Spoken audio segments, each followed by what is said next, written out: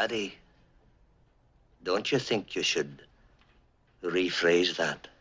I meant to say that it should be hauled away as garbage.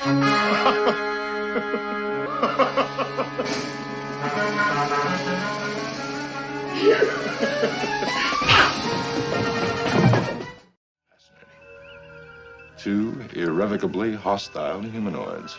Disgusting is what I call them. That description is not scientifically accurate. Mr. Spock, the word disgusting describes exactly what I feel about those two. It's enough for today. Those two are beginning to affect you. Bridge, it's shorted out again. August's front.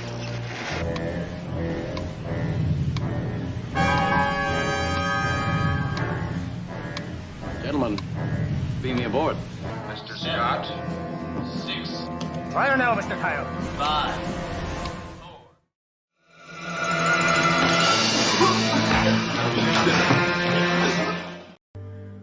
Doctor, I've seen the captain feverish, sick, drunk, delirious, terrified, overjoyed, boiling mad. But up to now, I have never seen him red-faced with hysteria.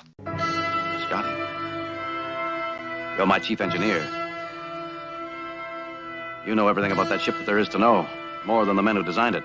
If you can't get those warp engines working, you're fired.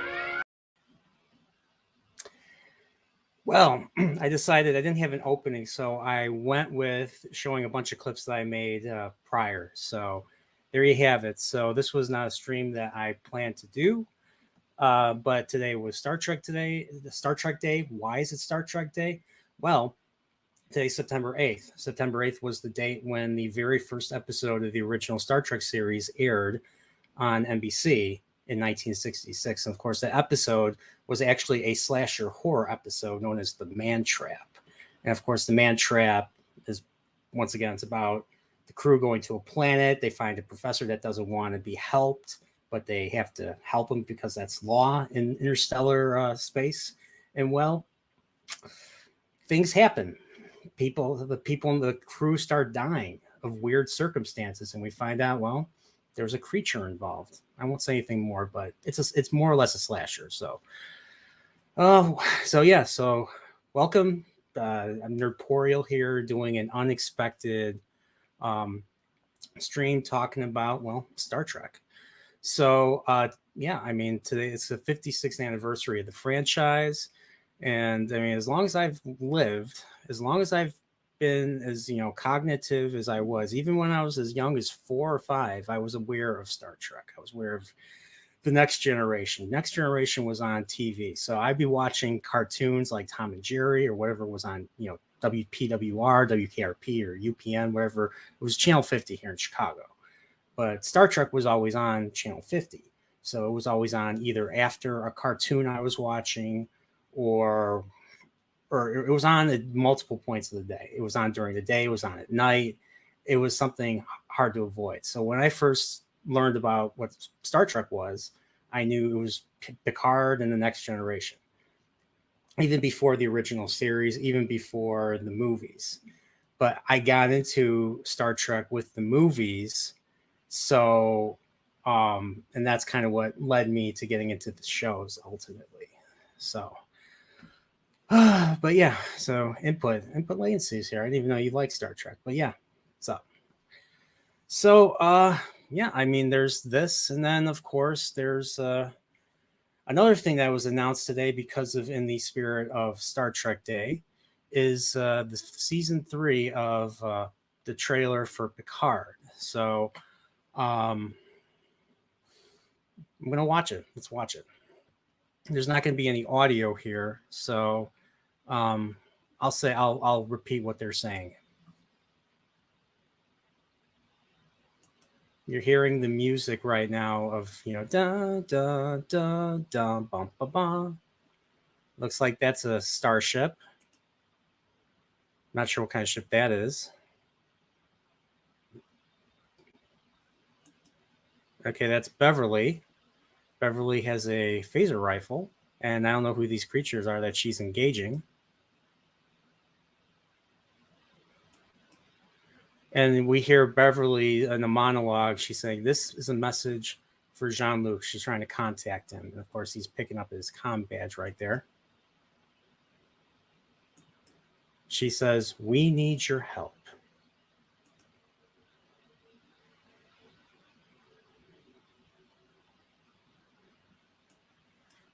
And that's another, looks like that's another ship. And so Picard's saying, "We need to find this ship." Whatever. So this is season 3. This is what Robert Meyer Burnett's been saying is going to be, this is going to change how we view Kurtzman style Star Trek. And I'll be honest, season 1 of Picard was a travesty. I did not like it. I felt it was designed to piss off audiences, especially those that have watched Voyager and TNG, especially the way they treated a character from Voyager. So there you go.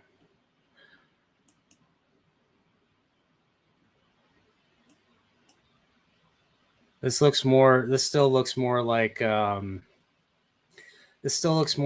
Stardust City Rag episode, that Casino Planet or whatever. I forgot what the name of the planet is. Free Cloud, which is a dumb name for a Star Trek planet, because that's not how they name their planets in Star Trek. They always include the name of the system and then the number of the planet. That's how I always see it.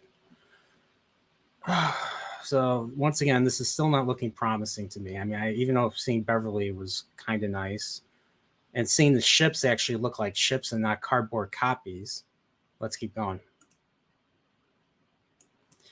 Okay, so Riker and Picard are there, and they just he literally just said, "We need to find a ship," and then of course dipped to black. So let's see what else is there. Wow, that's a member berry. Look at this. This looks just like the space dock in Star Trek 3 and Star Trek 4. And of course, they reused it in TNG as well. The episode 11001001, that was season 1.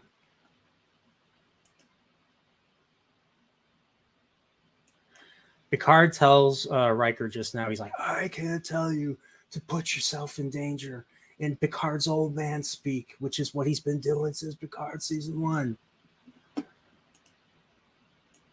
And Riker just said, "Since when?" He's just laughing it off. So now you're hearing red alert. So you're hearing the red alert alarm right there.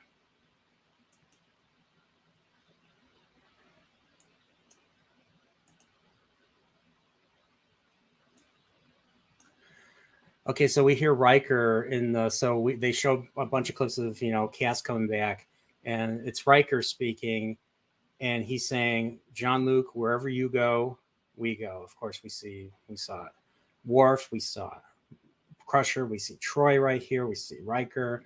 Unfortunately, we see Raffi. I can't stand Raffi. I don't know why they kept her. She's very insufferable.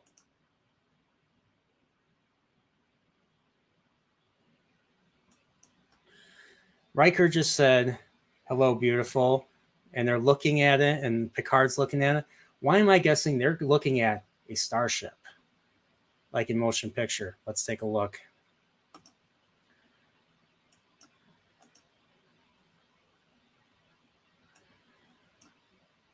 Okay, so they went on board the ship. We didn't even see the ship, but we see 7 of 9 just now. We learned in season 2, and I didn't watch the show, but I learned this, and this pissed me off. We learned that because she was Borg, the Federation discriminated against her and would not let her into the academy, would not let her into Starfleet, even though she was a big reason why Voyager came home in from the Delta Quadrant. Like, they came up with technology. Her and Harry Kim designed the astrometrics lab, which allowed them to set they were able to set a course for home, a more accurate course for home as a result. And they were able to look for wormholes. They were able to look for any phenomena. Heck, they found the Borg hub because of astrometrics. So them not trusting her is just a terrible writing decision on, New Trek in general. So, let's just see. So now all of a sudden, she's a commander. She's all of a sudden she's a commander. She's in Starfleet, which I don't know. Maybe the end of season 2 explains something, which I doubt, but we'll see. Okay, so she says, "Welcome to the Titan." So if you guys don't know, the Titan was the ship that Riker took command of at the end of Star Trek Nemesis, which was the final movie in the TNG movie series. And there's a lot of books. There's a lot of books written about Star Trek. There's a lot of books written about Titan, Riker and Troy's adventure. So Riker and Troy get married, and they move to the Titan. Picard stays in command of the Enterprise. We don't know how long the Enterprise. We don't know how long the Enterprise E lasted after Nemesis. I mean, apparently, according to the Star Trek 2009 comic Countdown, is what it's called, Countdown. The Enterprise E still existed at that point, but this is like when 2009, that's like 13, 14 years before this show. And I see we got Henry Lemoyne here. Says, who do you prefer, Kirk or Picard? Oh, Kirk. I'm sorry. After watching Star Trek Picard, the show ruined Picard for me. It's just he went from being a very wise, humble, intellectual who was like a father figure to the crew of the Next Generation to a bumbling, doddering old man who was incompetent and who was treated horribly by, younger characters in that show. And it's just something that I cannot let go. So now, once again, season 3, according to Robert Meyer Burnett, looks very promising. He knows something about it, so we'll see. So they're on the Titan right now, and this actually looks pretty good. So let's keep looking. Oh wow, that looked very good for New Trek. Wow. Let's go back. Let's take a look at that ship. That looks very nice. Wow. Compared to other, I mean, it doesn't have the beauty of the original Enterprise from the motion picture. I don't think anything will ever beat that in my mind, but this looks pretty good actually for what they did. The USS Titan. I forget what starship that is. Hey, what's up? What's up? The Tad that shouldn't be. Yeah, I wouldn't count Picard Discovery either. I agree. So I think they released this obviously for Star Trek Day.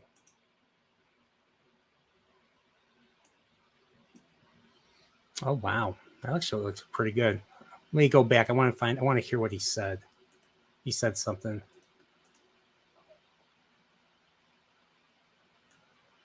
Okay, Picard just said here, why don't you do us the honor, Commander? Of course, they're going out of space dock right here. So it's pretty cool, actually. Wow, that looks pretty good. I mean, this is wow. I can't say I blame anybody, but wow.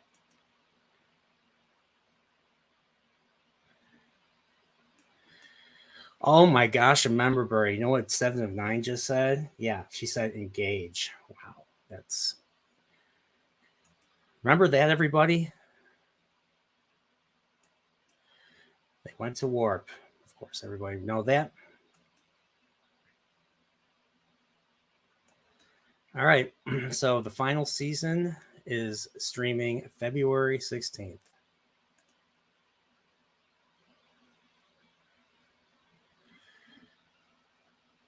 And that's it. So that's Picard season 3.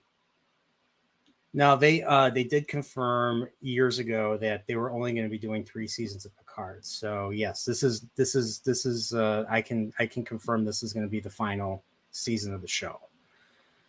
So that is Star Trek Picard season 3. So am I going to cover it? Well, I'll keep hearing what I might. I mean, this actually kind of looks promising.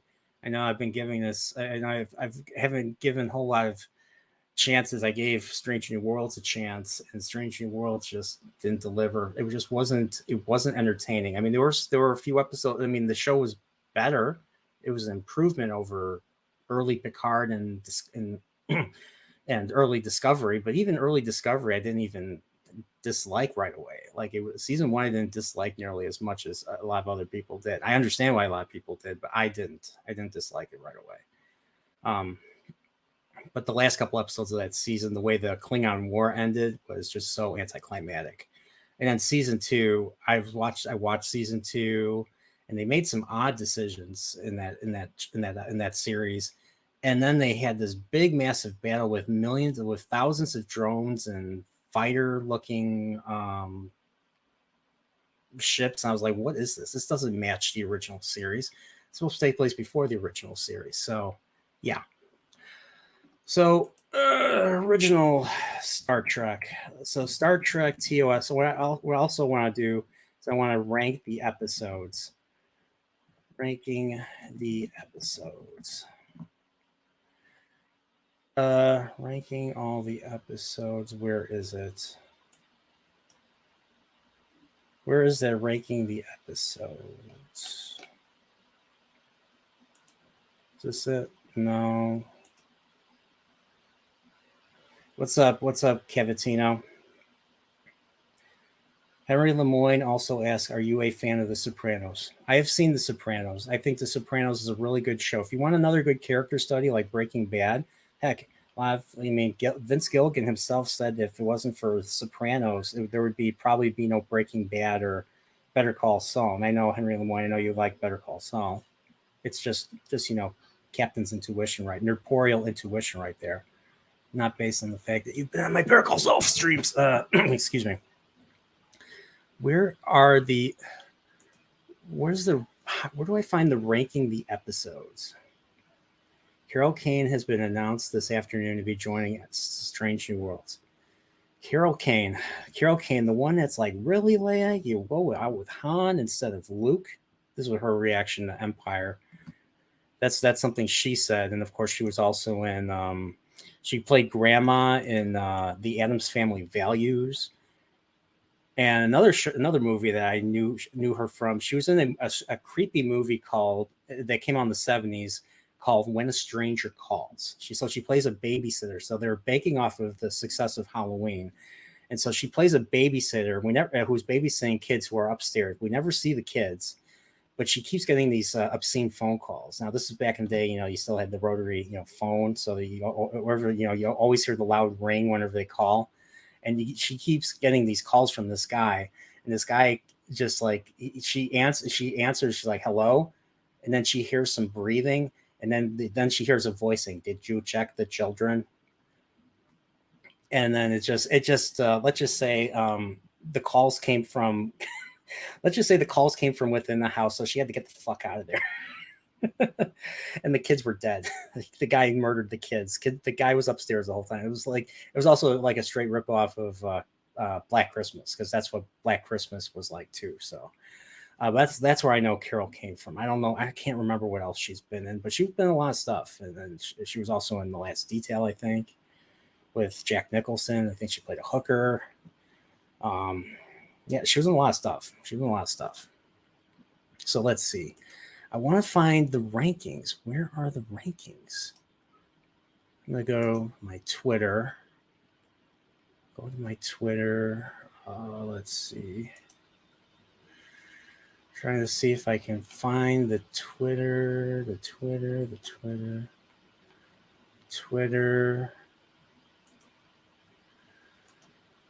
Okay, I want to find, Tier Maker, Star Trek, TOS.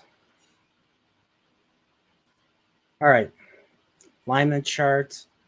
Okay, these are characters. I don't want characters. I want TOS.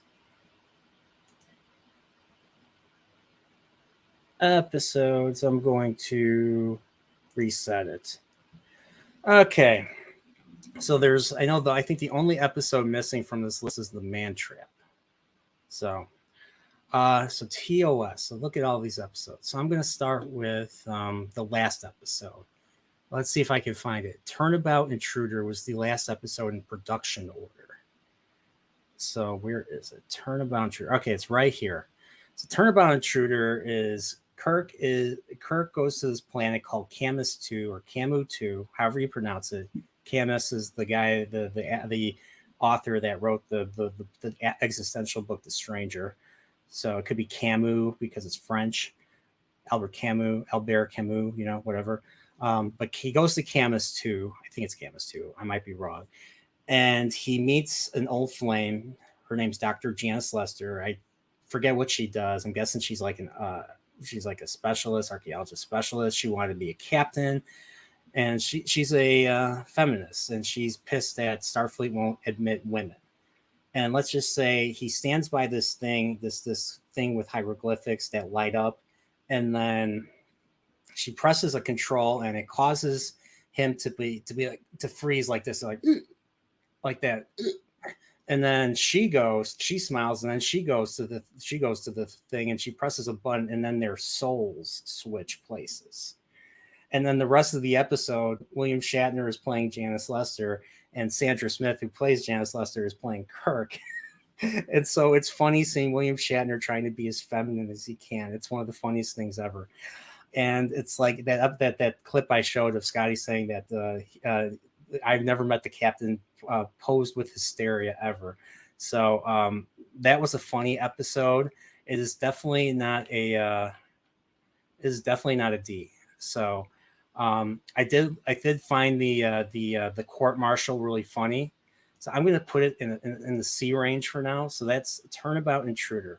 So the effect doesn't last, and they magically go back to normal. And then she's like, I'm Captain. I'm not Captain Kirk. And then she tries to attack Kirk, and she's like, totally, because she's feminine woman. She tries to hit him, and he just grabs her, and they take her away. And you had this other guest star, Dr. Coleman, who was her, like, I guess, what do you call it? He accompanied her in the crime. I don't know. It was a weird episode. That's a C. So so the next one is called All Our Yesterdays. That's episode 78 in production order. So where is All Our Yesterdays? All Our Yesterdays, where are you? It's in blue. It's in blue. The Savage Kern, that's the next one. Where is All Our Yesterdays? Here it is. All Our Yesterdays. That's the one where they're in the star system of Sarpedon. And I don't have anything in front of me. This is all from memory. So they're in this star system called Sarpedon, which is about to go supernova. There's one planet that has everybody. The whole planet is empty for no reason. So Kirk, Spock, and McCoy beam down, and they try to investigate. Well, they beam into a library, and we find out this library houses a time portal where they can, choose. They take a little disc of an era, and they can choose where they want to go. And of course, we meet the librarian, who is actually, I don't know if he was a hologram or an android, but there were like duplicates of him. So the last person left on Earth was a guy named Mr. Ataz, or, it's a play on the word Mr. Eight, is he, get up, librarian. So Mr. Ataz, played by, I forget the actor's name, Ian Wolfe. He was elderly then in the 60s. Mr. Ataz is like, you have to be prepared, and you have to be prepared, or you're not going to last long in the past. Well, Kirk, they put Kirk hears something. He puts the disc in a slide, and he hears something from a doorway, and the doorway is actually a time portal. So he hears a scream. He goes in. He finds himself in the Middle Ages, and he rescues a woman who is about to be assailed by a couple of dudes with little pointy end swords, little foils. And he fights them, and then he gets arrested for being a witch or whatever, and then he gets saved. So he gets saved by the warden, who is actually another time traveler who escaped from who was living out the rest of his life in the past. And the same thing with Spock and McCoy. Spock and McCoy try to follow Kirk, and they end up being in a different era, because McCoy looked at a slide from the ice age of the planet. So they're stuck in the cold, and they get rescued by a woman named Zarabeth, played by Marriott Hartley. And Spock starts to regress in his personality. He starts to become more like the Vulcans were thousands of years ago, because they went in time thousands of years. Don't ask me why. That's just how it is. So Spock starts eating meat, and he starts realizing it. He actually like physically threatens McCoy. It gets ridiculous because McCoy wants to leave, and Spock is having the time of his life. He falls in love, and blah blah blah. So it took a lot for McCoy to get him to come back. So there you go.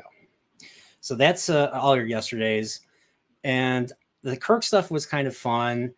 Kirk gets taken. Kirk goes back before Spock and McCoy do, and Kirk tries to. There's a little bit of a fight between him and Mr. Ataz. It's ridiculous, but I think this would be another C level episode. All right, so that's all our yesterdays. Next one is episode 77. It's called The Savage Curtain. And Savage Curtain, where are you? Where are you? What's up, Lady Balefire and Sadukar 7th Legion? How you doing? Sadukar and DJ Ronnie G, members of the Nerdporial Continuum. If you like my channel and you want to help support it, click the join button and you will not be sorry. And also I have merch in my merch store. If you go to www.thenerdporiallifeform.com, t-shirts, hoodies, coffee mugs. I know I sound like a salesman. Okay, Savage Curtain, where are you? Savage Curtain. Savage Curtain. Savage Curtain. It's in blue. Where are you, blue? Day of the Dove, Lights of Zitar, Mark of Gideon, Elan of Troyes, Whom Gods Destroy. Where is it? I saw it earlier. My brain is Requiem for Methuselah. That's the next one. All right. Savage Curtain. Of course, you can see here. That's President Lincoln. This is the episode where they go to Excalibur, and they just run across Abraham Lincoln sitting on his throne in space, and they beam him aboard. They beam him aboard, and he says to Uhura, he sees Uhura, so they bring him to the bridge, and he says to Uhura, "Ooh, a charming negress." And then then she looks at him, and he looks at her. And he's like, "Oh, I'm sorry. I'm sorry, my dear. That meant to say that back in my time, people used to say that as a means of just talking about their property." And then Uhura, played by the lovely and may she rest in peace, Nichelle Nichols, says, "Why should I be worried about Why should I be worried about what you say? In our century, we have learned not to fear words." And I believe that was a very powerful statement right there. And then, of course, we find out that he's actually he's a mock interpretation of Lincoln by this race of rock beings who live on a magma planet. And we find out that these rock people have the ability to manipulate matter. So they were able to recreate, which is very usual in the original series. They recreate a nitrogen oxygen atmosphere so that humans can go down and beam down. So they beam down to a portion of the planet, and it's actually a stage for a play that the Excalbians are trying to show. They want to show they want to understand the nature of good versus evil. Heck, they should have just kidnapped Professor Tolkien and read Lord of the Rings for a great example of that. But they wanted to show. So what they did was they bring Kirk and Spock down. Of course, they can't bring their weapons. And Lincoln. So those three beam down, and they meet up with Surak, who is the father of all Vulcan philosophy. The reason why Vulcans have not destroyed themselves is because of Surak's teachings of reducing emotion and embracing pure logic. So they meet up with them. So once again, like I said, they're trying to put on a play of good versus evil. So those four are considered the good.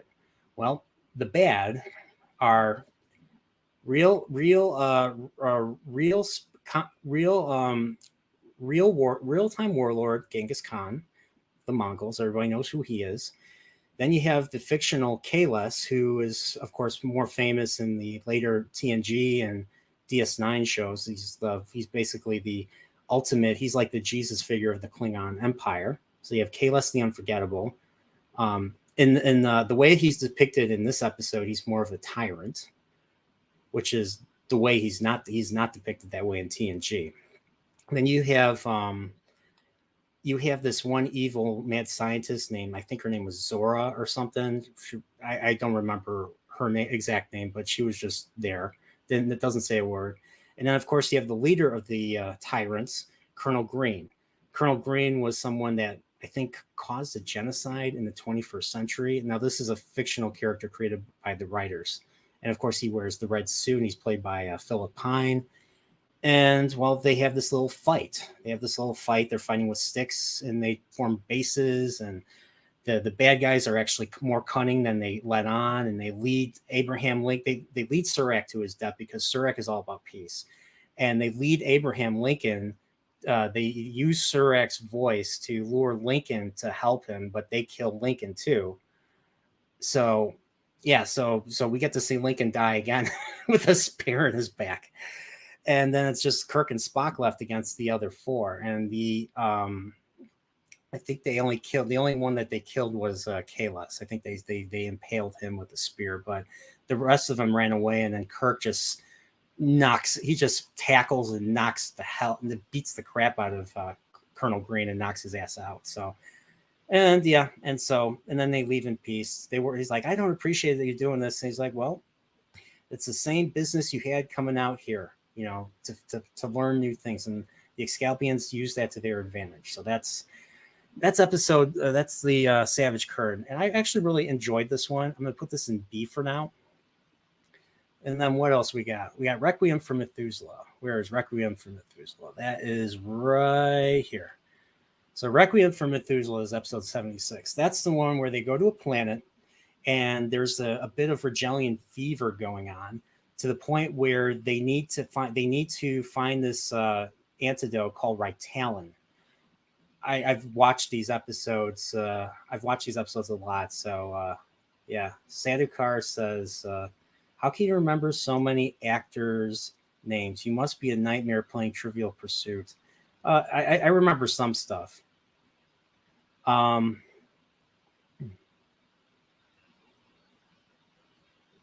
Oh, Henry Lemoyne asked a question. I've never seen Star Trek Picard, but I have a question. If Picard is in it, is Data also in it?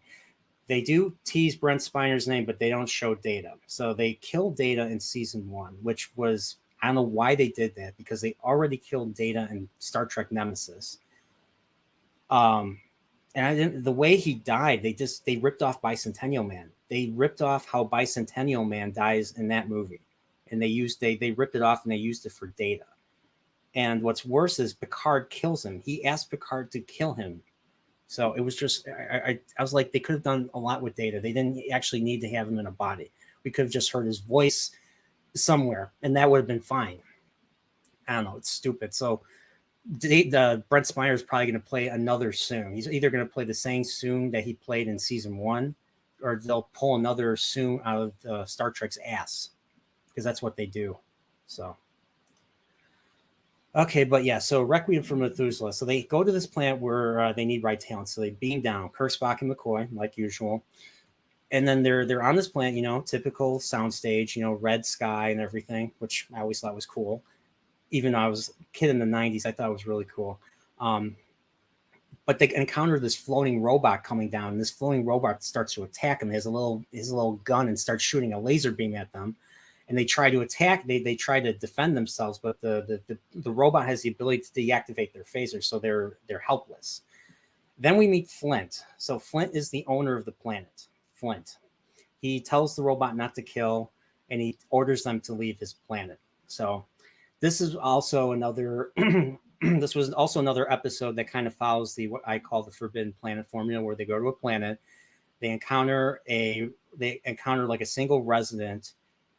Who does not want to be bothered, but this resident has something that they need, whether they need like to learn about what happened to a crew, or whether they need to, help. They need to follow Federation law and help them in whatever regard that they are. So Requiem for Methuselah follows that story pattern.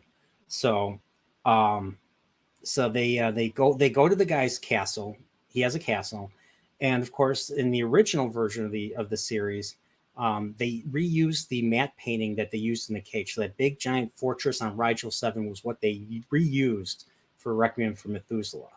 So of course, Throughout the episode, we learn that Flint has a daughter or he has a daughter or a girlfriend. I forget how he puts it. Someone he raised, that someone that he loves, Reyna. And we learn that Reyna is she's very, even though she's a young woman, she's very childlike. She's very she's like wide-eyed, and she always wants to learn stuff, and she's happy to see other humans. Of course, we learn later in the episode that she's an android, and Flint was having Kirk, who was manipulating Kirk and her to dance and to do stuff so that he can bring the emotions out of her that he himself, Flint, could not. So they end up fighting over her, and he stalls on helping them, develop the right talent. So they have raw right talent, but they have to process it so that it can be used for human consumption, to cure the crew. So they fight over it, and Reyna seeing Flint and Kirk fight causes her to die. So, and she dies because her android could not handle the emotions of the android. So she could not handle the rough emotions as an android, and she ended up dying as a result. The other thing that we learn about Flint is that he's an immortal, that he was born in Mesopotamia in like 3000 BC. And we learn that because they see that he had like an original Leonardo da Vinci painting, which I don't know how they would know that. But they had original Leonardo da Vinci painting. I guess Spock is really good at identifying artwork. And of course they have an original Johannes Brahms, manuscript on a piano where Spock actually plays it. He's like, this is Brahms. And we find out that Flint had a whole bunch of identities in the past. Flint, if he was Brahms, he was Da Vinci, he even says Merlin. So I guess Merlin was real in the Star Trek universe. Alexander, Methuselah, the reason why they call this episode Methuselah in the Old Testament was the longest living descendant of Adam and ancestor of Abraham, if you've read the book of Genesis. So Requiem from Methuselah. I really like that one. That was one of the earliest tapes that I owned, so I'm going to put that in A. So that's that. All right, Way to Eden is the episode 75. This is the one with the space hippies, and Charles Napier's in the episode as the lead space hippie, and then you have, or no, he wasn't the lead space hippie. He was one of the space hippies that played the guitar. Skip Homeyer, who plays Dr. Severin, was the lead space hippie, and of course Chekhov has a girlfriend, and they're just like they're playing their tunes, and Kirk is trying to get them to not sit down, and they're calling him Herbert as a result. And they're calling him Herbert as a result because Herbert just means old man or uncool. It's just it's the Star Trek space hippie way of saying uncool. So that's it. And we have Stream Elements says, thank you for subscribing, Ethan McClellan. Well, welcome to the Nerdporial Continuum. And because you joined, you decided to subscribe, I am going to give you a young Mike Ehrmantraut warm welcome. Here you go. I swear, if you ever show your face out there again, I won't. Ever. I won't. Ever. I won't. I promise you. Oh!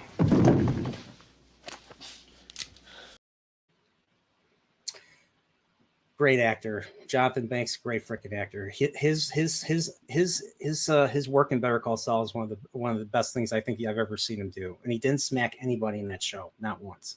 And he's known for his smacking. But yeah, once again, welcome to Nerdporial Continuum. You're awesome. So here is let's see. Here's another one. So what I was saying, so Way to Eden was a very weak episode. They go to a planet. They find out that the plant, the fable plant that they were trying to get to, all the fruit and everything was poisoned. So Dr. Severin dies, or Dr. Severin stays on the planet. Dr. Severin tries to do something on the planet. Adam, who was played by Charles Napier, dies from eating a forbidden fruit. because everything on that planet is poison, just like Euron Greyjoy's gifts. Lady Balefire knows what I'm talking about. Jonathan Frakes is in Better Call Saul. Better watch it. No, Jonathan Banks. Jonathan Banks, not Jonathan Frakes. Jonathan Banks. Jonathan Pranks. Jonathan Banks is he's the scary guy that you think would throw you in the trunk. If you need another one, here I'll show you. This is Jonathan Banks. I want to do it. You're done. You are done. That's it. That's him. That's not Jonathan Frakes. So, all right. So I only saw it a handful of times, but I did not really care for, where is it? What the heck is it? Okay, right here. I didn't really care for it, so I'm going to put it in D. All right, next episode was Cloudminders. That was an episode about classism. So you have Cloud City above. So they go to a planet. There's Cloud City above, and then there's all the troglodytes, the workers that work the mines, that provide the energy needed to run the Cloud City. Stratus is the name of the city, and of course you have Jeff Corey as Placis. He's the administrator of Cloud City, and then we meet his daughter Droxine, who takes a liking to Spock and his logic, because she's really interested in logic and science and everything, and philosophy. And she's actually very innocent. She's a very innocent kindred spirit, according to, I think, Spock. And it's just the thing is, like, there's terrorism going on, and there's a point where Kirk gets they kidnap Placis, so he's in a very bad standing with Placis, and the leader of the troglodytes, I think her name is Vanna, or whatever, and he forces them to come to some sort of agreement. And yeah, Bespin vibes. That was the first thing I thought when I first saw it, because I saw Empire before I saw any of the original series. And here, let's just say he fights with Placis. Let's just say that the reason why the troglodytes are so they're so dangerous is because of the dust that's in the mines. The dust in the mines is causing them it does something to their brains to the point where it causes them to be irrational. And then they just start fighting. And so we see Kirk fighting Placis and Placis fighting Kirk. And it was a pretty crazy, it gets pretty crazy. So I forget how it ends, but it ends well for the miners. And it was, I think I would give this one a B. This one was a B. So Lady Balefire says, see you later. Gotta catch up on rewatch with Zax. All right. Well, thank you for coming by. Thanks for your support. Yeah, if you haven't checked out, Lady Balefire has started a channel. She is an expert in Song of Ice and Fire, and she will, and she's very critical of House of the Dragon. I don't think she's as critical of House of the Dragon as Rings of Power, but I might be wrong on that. But definitely check her out if you like Song of Ice and Fire. She knows what she's talking about. So check her out, and I'll put her. I'm going to put her link in the Lady Balefire. Of course, that's from Wheel of Time. She's Lady Balefire YouTube. She's at 21 subscribers. Let's get her a few more. So Lady Balefire's channel.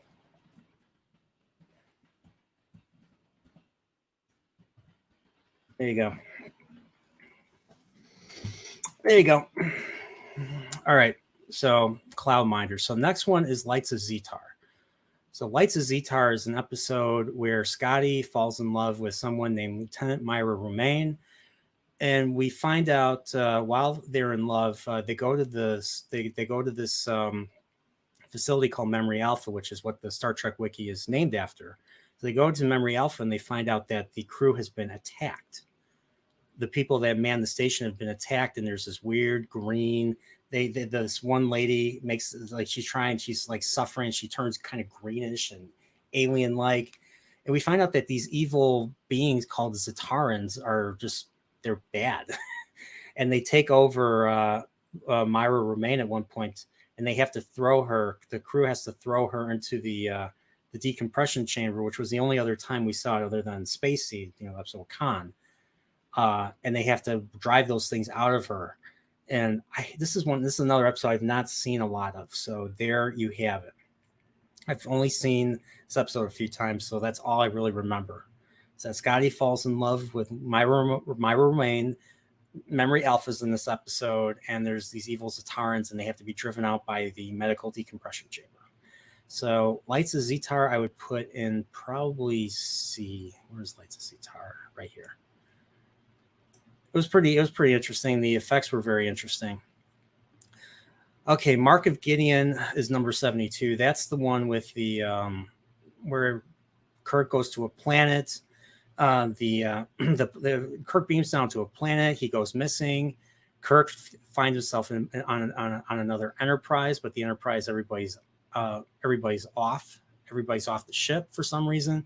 We find out it's just a recreation created by the Gideons, or I don't know if the name of the planet's called Gideon. I forget.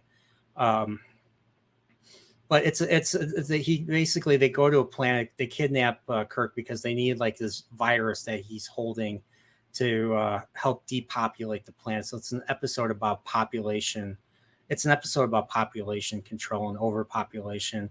Because in this episode, the people on this planet have like no privacy whatsoever. So all the space that they give Kirk, making him think that it's the entire ship is deserted, is like all the space that they could scrounge up. Because everybody's like right next to each other. So it'd be a pandemic nightmare if something like that happened. But the thing is, on that planet, there are no pandemics. There's no disease. And people live longer. And that's why there's so many people on this planet. They need this disease to help kind of depopulate it a bit. And the woman that Kirk falls in love with, or that talks to Kirk throughout the ship, is the daughter of the administrator. And she was willing to do this, but then Kirk and McCoy, they stopped the idea. They stopped the fact. They stop her from dying, and they just leave. And that's how the episode ends, without really helping them with their problem. So I would just put that in D. It just felt very anticlimactic. Where's Mark of Gideon? Mark of Gideon, where are you? Mark of Gideon. Mark Gideon, I don't see it. It's blue. Day of the Dove, Who Gods Distress. That's the next one. Mark Gideon. Is there in Truth No Beauty? Spectre of the Gun.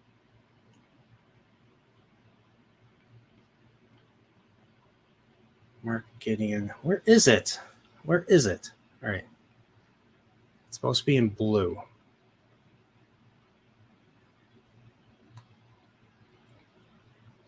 Enterprise Incident. Okay, right here. Mark Gideon. So I'm gonna put that in D. I wouldn't say it was a bad episode, but it was just I didn't really care for it.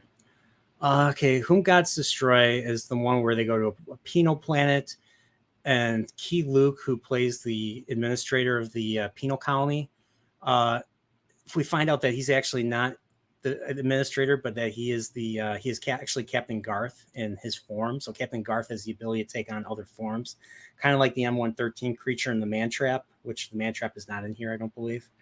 And so we get to, so Kirk and Spock are basically prisoners throughout the episode.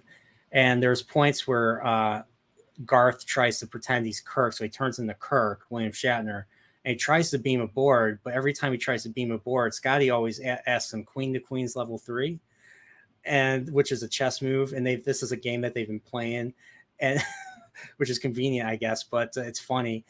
And it gets to a point where Garth cannot answer it, and so he hangs up on Scotty, and he's like, no, and then it's just seeing Shatner scream is like seeing his acting is just his hilarious acting is just great. So but I would probably put that one at and of course they fight Kirk and Kirk fight. So you see Kirk fighting Garth in his Kirk form, and Spock has to figure out which one is which. But Spock, being smart enough, actually, takes out the real Garth, and they actually get him the help, or he continues his treatment, because I'll say this, Captain Garth was one of Kirk's role models, and of course he's one of the main characters in the Star Trek Axanar fan project. So Yeah, who was played by, was it? I forget the guy's name that plays. I forget the guy who runs the XNR project. Robert Meyer Burnett hates his guts, and he's a bit of a dick, the guy. So I can't think of his name, but yeah. So I would probably put Whom Gods Destroy in the C category. So a lot of season 3 is going to be in these lower tiers. Okay, so what's next? So that's Whom Gods Destroy. Okay, Let That Be Your Last Battlefield. This one is going into S. This is one of my favorites. So this is a woke episode, and woke as in, this is woke in the truest definition of the word. Woke basically meaning to be aware of oppression, of others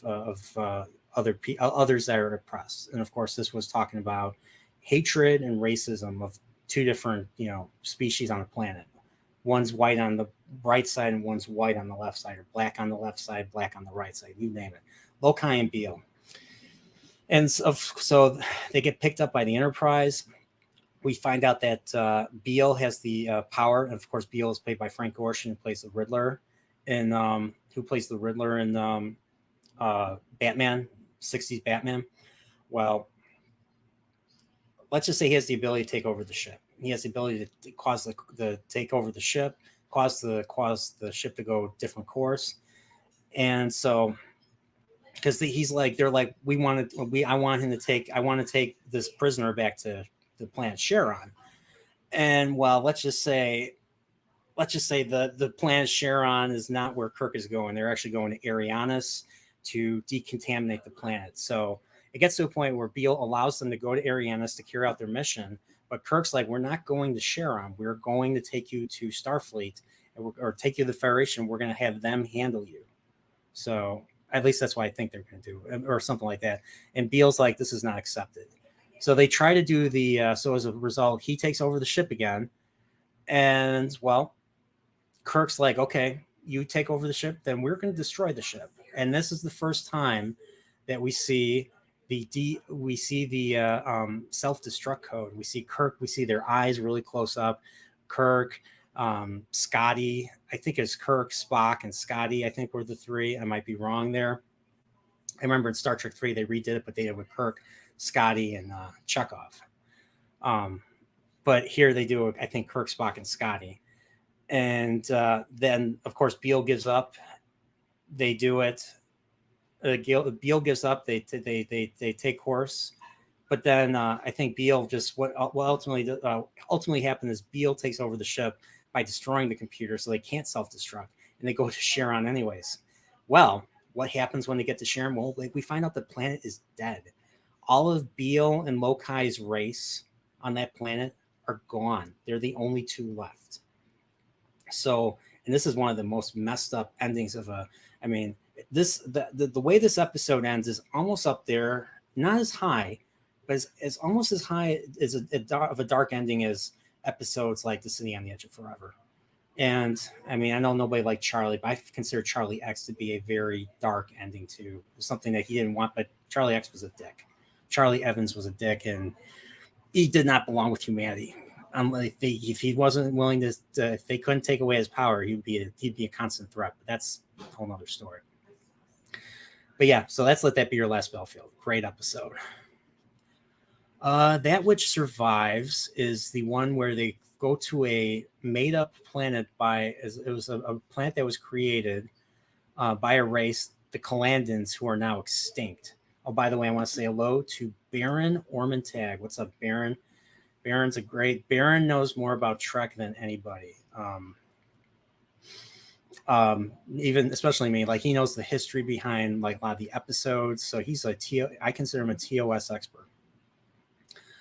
And if you are in want of some more Star Trek content tonight, well, I know someone who's going to be talking about Star Trek for its Star Trek Day, and that is, let me find him. I'm sure you all know who I'm talking about. His name is Mike. Pacific 414. Pacific 414 YouTube. There we go. Link me to his channel, baby. So this is what he's doing right now. He is going to be doing a stream. Going to be talking about. He's going to be talking about about the original series to Enterprise, and that's what he's going to be doing. And I hope to join him later in the night if he's still on. I'm going to be going to see Wrath of Khan myself at 7 p.m. Central. So I don't know what time he's going to be starting actually at 7 p.m. when I'm going to be seeing Wrath of Khan. So hopefully I'll be able to join later. So yeah, wow, DS9 did not get that high of a rating. Interesting. But yeah, so if you're interested, give him if you haven't subscribed to Pacific, subscribe to him and give him, if you like Trek or if you like, Mike in general. I mean, who doesn't like Mike? Give him, just give him a follow and check out the stream tonight. It's gonna be great. It brings on a lot of great people. Aaron's one of them. I think DJ Ronnie G might be on too. We'll see. But yeah, oh my gosh, we have Wakizashi's Tea House. We have AJ Wyatt. AJ Wyatt, I am watching season 3 right now. I haven't had time because I've been working on my Ocarina of Time project. So I'm watching. I'm going to try and get season 3 and 4 done as much as I can before season 5. I might stream my reaction to season 5 tomorrow. So if I do so, you're welcome to join me in the stream. So yeah. But yeah, I did get this, by the way. Got this a couple days ago. Director's Edition 4K. This right here. I basically have all my Star Trek stuff. So I have Voyager right here, DVD. I have Deep Space Nine, DVD right here. This is the Enterprise Blu-ray that mine came in. I still haven't really opened it yet. I haven't touched it, so I should probably watch it at some point. And of course, this is the version of the original series that I have right here. So I have this type of box, the red, yellow, and blue. Obviously, seasons 1, 2, and 3.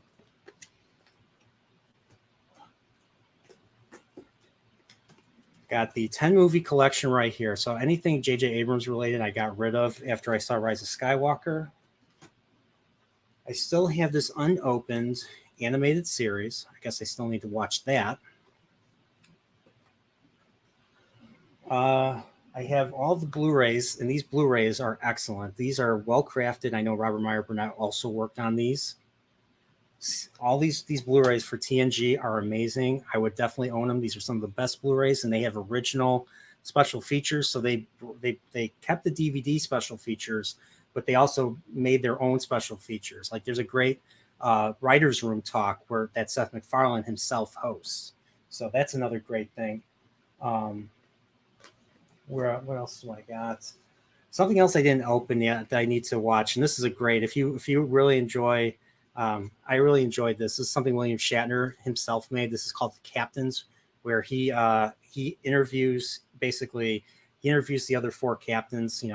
Patrick Stewart, Avery Brooks, Kate Mulgrew, Scott Bakula, and he also actually interviews Chris Pine. So yeah, he actually starts his thing with Chris Pine where he challenges him to an arm wrestle to see who's the better captain.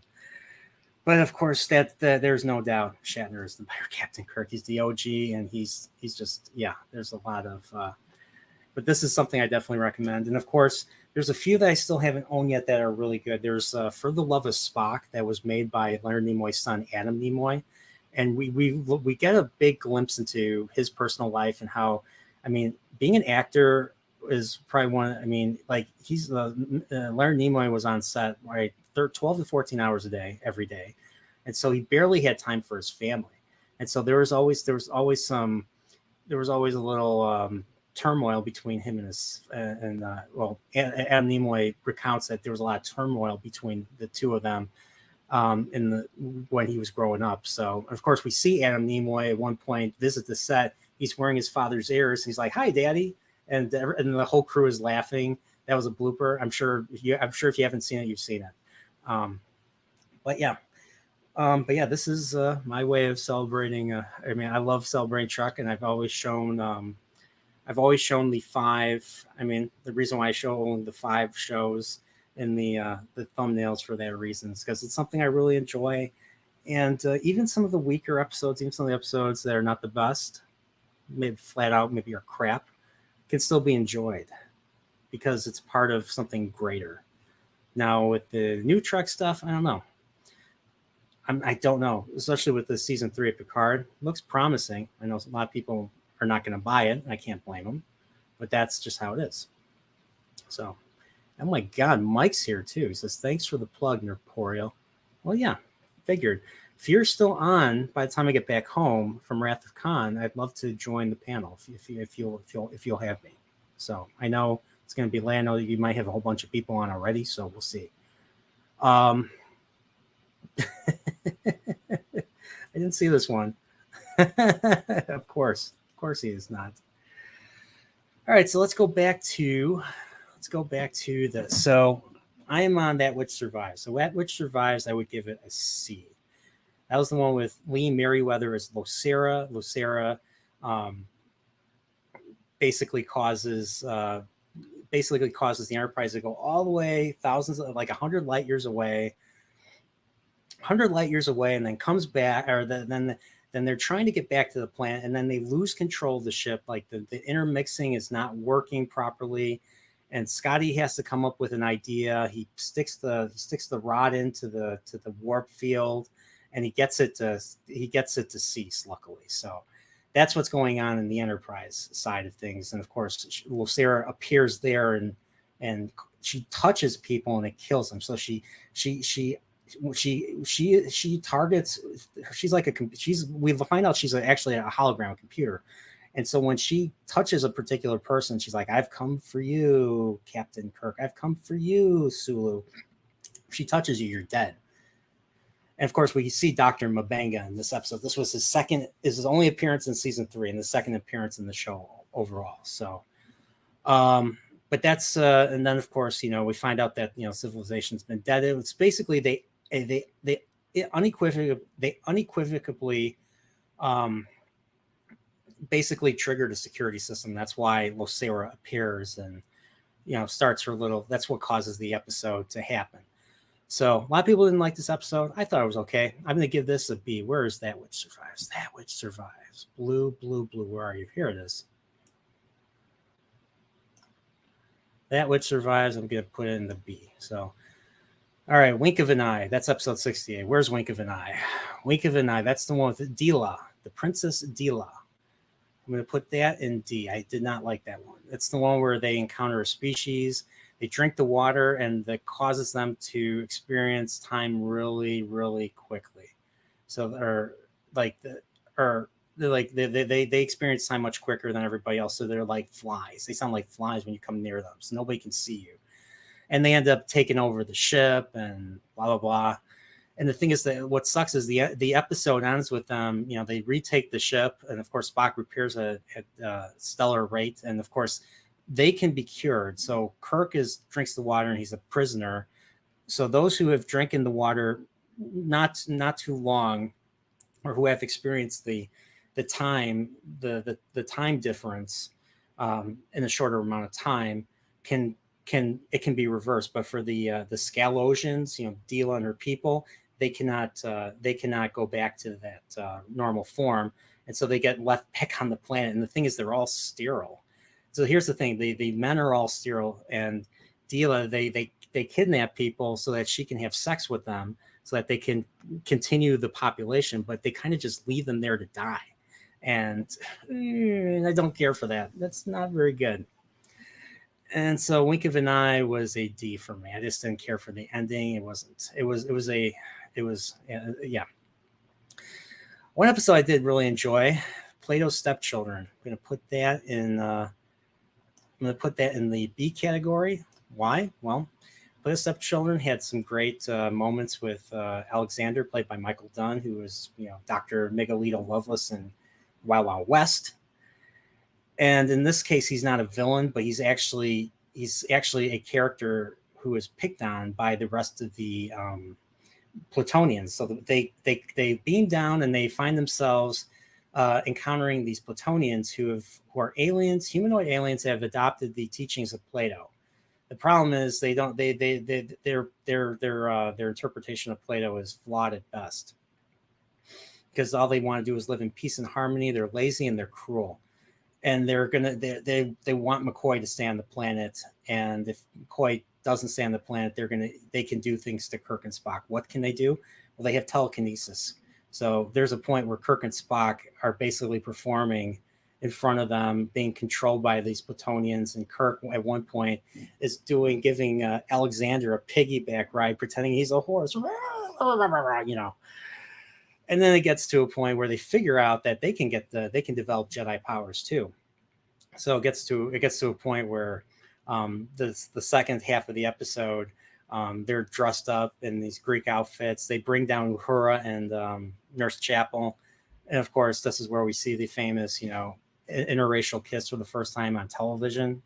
It was in that episode, and they basically the end of the episode, Kirk and Parman, who's the king, the philosopher king, they play tug of war with their telekinesis on Alexander. Alexander's holding a knife.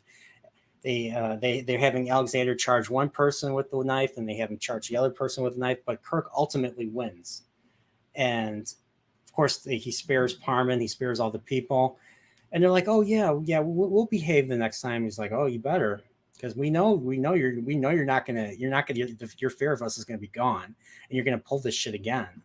He's like, "Don't worry, we will." I forget exactly how it ends, but I give that a B. It was entertaining, at least.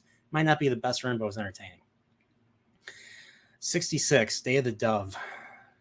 Day of the Dove is right here. So I would put that in A category. Why? Because of the stellar acting of Michael and Sarah as Kang. You've attacked my ship. Kirk, I claim yours. And of course, this is the first time we see the Klingon ship, the D7, operated by Klingons and not Romulans, because in the original version of the episode, the original version of those episodes, we never see a Klingon ship. We don't see a Klingon ship in Errand of Mercy in season 1. We don't see Klingon ships in the Trouble with Tribbles. Heck, we don't even see the Klingon ships in Private Little War or Friday's Child, where they do feature Klingons too. We don't see a Klingon ship until the Romulans are commanded. Like, it's a Klingon ship. No, it's Romulans are now using Klingon design to save money. There you have that. So if we see the ship, it's disabled. Kirk and them ultimately destroy it. And of course, what you see on the screen right there is the entity that's controlling everybody's emotions. So throughout the episode, like, phasers turn into swords, and Kirk's crew and the Klingon crew who are supposed to be prisoners are on board are just hacking each other up and sword fighting and getting pissed off at each other, at the Klingons. You know, this entity is very racist. It feeds off of bigotry and hatred. It feeds off of that, and then there's a point where Kirk gets Kang to where he works with Kang to get rid of this thing. They're like, "Get out of the ship! Get off my ship!" And then they start laughing at it. And of course, Michael and Sarah, Kang, smacks Kirk on the back. You know, big smack on the back to the point where Nimoy's like, "Oh, okay." Of course, you know what I'm talking about. I don't have a clip of that, but that'd be a great clip to have. But yeah, that's Day of the Dove. So that's 66. So next one is For the World Is How Long I Touch the Sky. I think this would be a C episode. It was okay. It's one where McCoy has xenophilitis. I forget the name of the disease. It's a very long disease. And they find this asteroid. And somehow they can beam down, and there's oxygen. So they beam down, and we find out that it's inhabited. So they go inside we go inside the asteroid, and the asteroid is called Yonada, I believe. And we find out that it's housed by people that don't know that they're in space. And so they're the controller, the computer on board this Yonada acts like a god to these people. And of course, they get into a whole bunch of trouble. And there's a point where they leave McCoy there. McCoy wants to stay because, you know, this Xeno something is like cancer. So he only has, like, you know, he's living on borrowed time. So they leave him, but then they bring him back. I forget why they come back, but they come back and they disable the computer because we find out that Yonada is actually going to crash with another planet. So they have to do something about it. So there you have that. So that's For the world is hollow and I've touched the sky. And this is one of the few episodes where McCoy falls in love with, I think her name is Natera, I believe. I forget. And what's the next one? Oh, Tholian Web. This is a great episode. Tholian Web's a great episode. I would put this in A category. Only reason why I don't have this in S category is because Kirk is missing throughout the episode. But if you want a great Spock and McCoy dynamic, this is the episode to watch. This is the episode to watch. So they encounter the Defiant. So this is the Constitution version of the Defiant, not the DS9 Defiant. They encounter the Defiant, and that's the Defiant right there. And they can make it all sparkly to make it look like it's different. They have to make it look different for starters, and plus, they needed to create an effect to make it, to understand there's something weird going on with the ship. Well, what we find out is that this ship is in a region of space that causes I forget what it's called, but it's like it's like there's some sort of interspatial. I don't even remember. Now that I think of it, I don't even remember. But there's this instability in space that causes people and ships to vanish, and they will appear randomly at various points. And Spock was able to. So we lose Kirk. So the ship disappears with Kirk on it. They try to beam him aboard. And to no avail. But even before that, I'm getting a little ahead of myself. They beam aboard the Defiant. Everybody murdered each other. So the inner space also does something to the brain. It causes another space madness. We've seen it quite a bit in TOS. So like the captain's neck is broken. There's a mutiny. And this is where this episode, reveals, has there ever been a mutiny on a starship before? And Spock says, none recorded ever, Ensign. And of course, then they break that with Star Trek Discovery with Burnham. So Tholian Web. So the rest of the episode, so the rest of the crew make their escape. Spock is trying to locate the captain. We meet the Tholians for the first time. Spock promises the Tholians that the ship is going to appear at this time, and then they'll get their asses out of there. Well, the ship doesn't appear because the space was disturbed by the Tholians, and so it caused all of his calculations to go out of whack. So the Tholians attack them. They disable one of the ships, but another Tholian ship comes, and they team up, and they start forming a weaving web of weird filament around the Enterprise.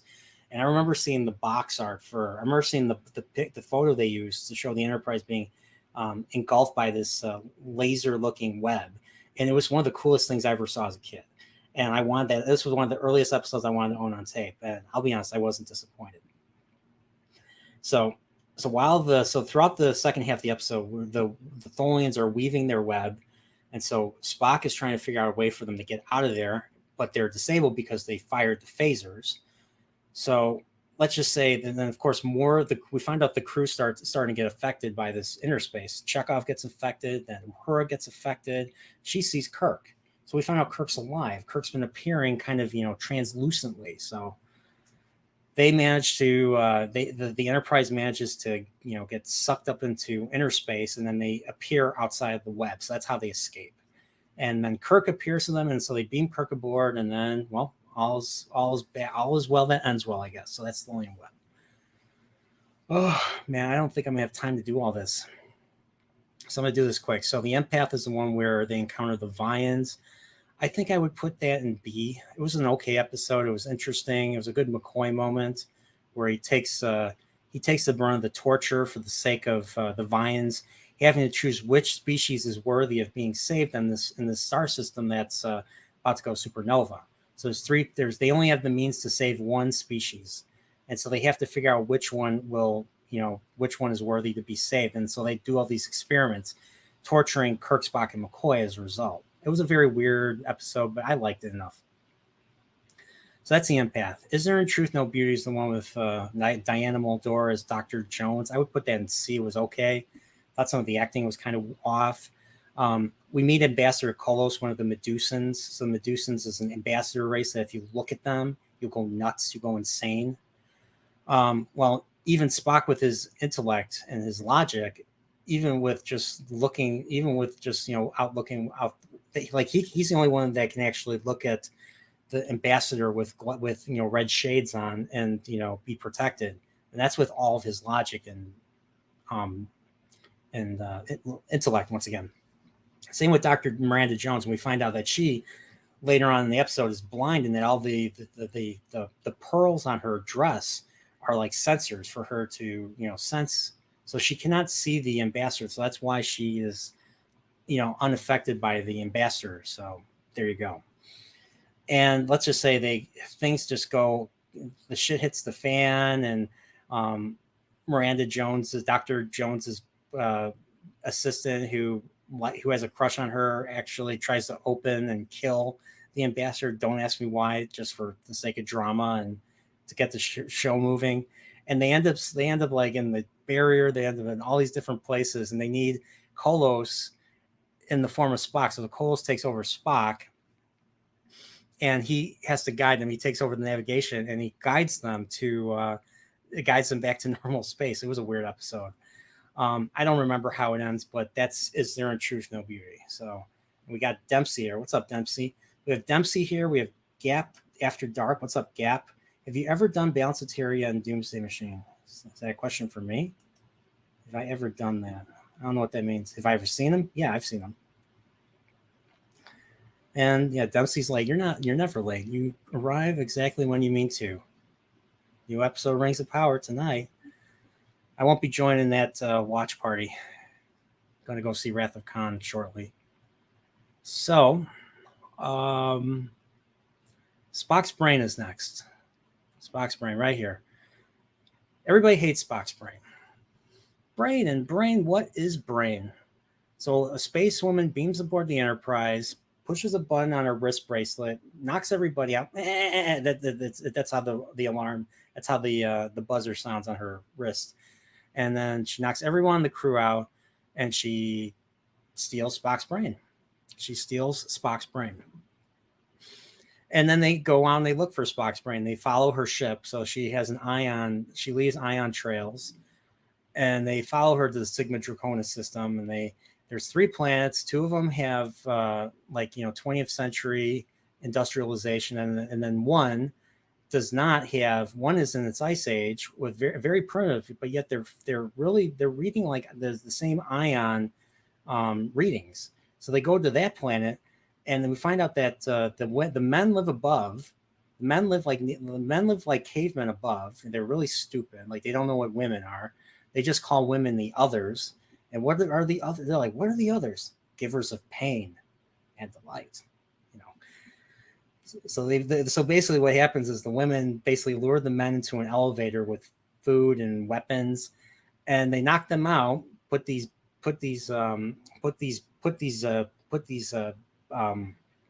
belts on that cause them to receive pain, and they have sex with them. That's the pain and delight. So the pain is from the bracelet, and the delight's the sex. There you go. That's how they reproduce. But Kirk and Scotty and McCoy, McCoy has a little remote control that controls Mr. Spock. So Nimoy's trying to walk without blinking, but you see him blink. Even though his brain's gone, and blinking, you need the brain stem controls blinking. At least I think it does, or maybe not. I don't remember. But yeah, but they go, and this is Spock's brain is another Forbidden Planet-esque episode where in the Forbidden Planet they encounter the educator, which goes causes them to raise their intellect. Well, they have the same device here. They call it the teacher in this episode. And this teacher allows them to harbor the knowledge of the ancient Sigma Draconians. And so that's why, like, when they go down to the planet, the woman that kidnapped Spock's brain in the first place is completely stupid. She doesn't know what a brain is. But then when they put the teacher on her, we find out that she was under the control of the teacher when she stole the brain in the first place, and that's why she had the knowledge to surgically remove the brain, and then put it into a box and make it the controller of the entire civilization. So Spock's brain is the controller of this underground civilization. It's ridiculous. So McCoy uses the teacher himself. Son of a gun.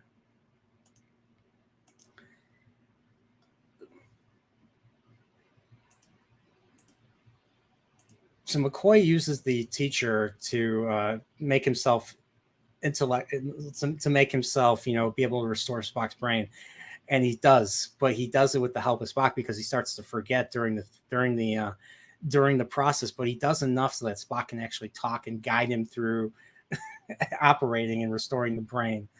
And I like how McCoy's like, I'm never gonna let this down. This Vulcan is telling me how to operate, and then whatever. And he's like, I knew it was wrong. What's that, Doctor? Should have never reconnected his mouth. Bum, bum, bum, bum, bum, bum, bum. That's funny. I forgot to put down music. I have music. Let's see. Where's the music? All right, that's not it.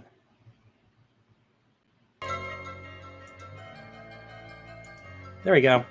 This is the Corbomite one with the cue. Dun, dun, dun, dun, dun, bum, bum, bum, bum, bum. Yeah, that one. But yeah, so Spock's brain I put in B. I liked it enough.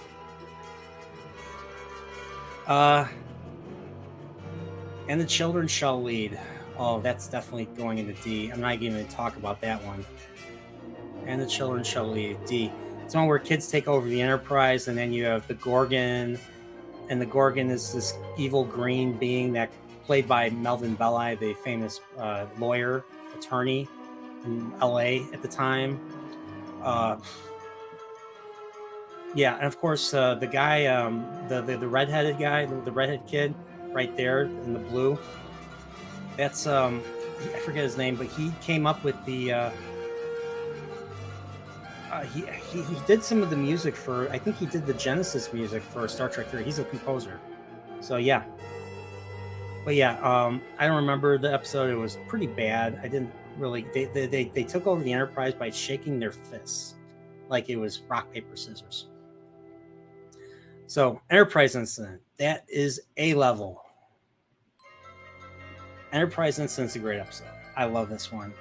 Basically, it's basically Romulan. It's a secret. It was a Romulan. It was they tricked the Romulans into thinking Kirk's insane.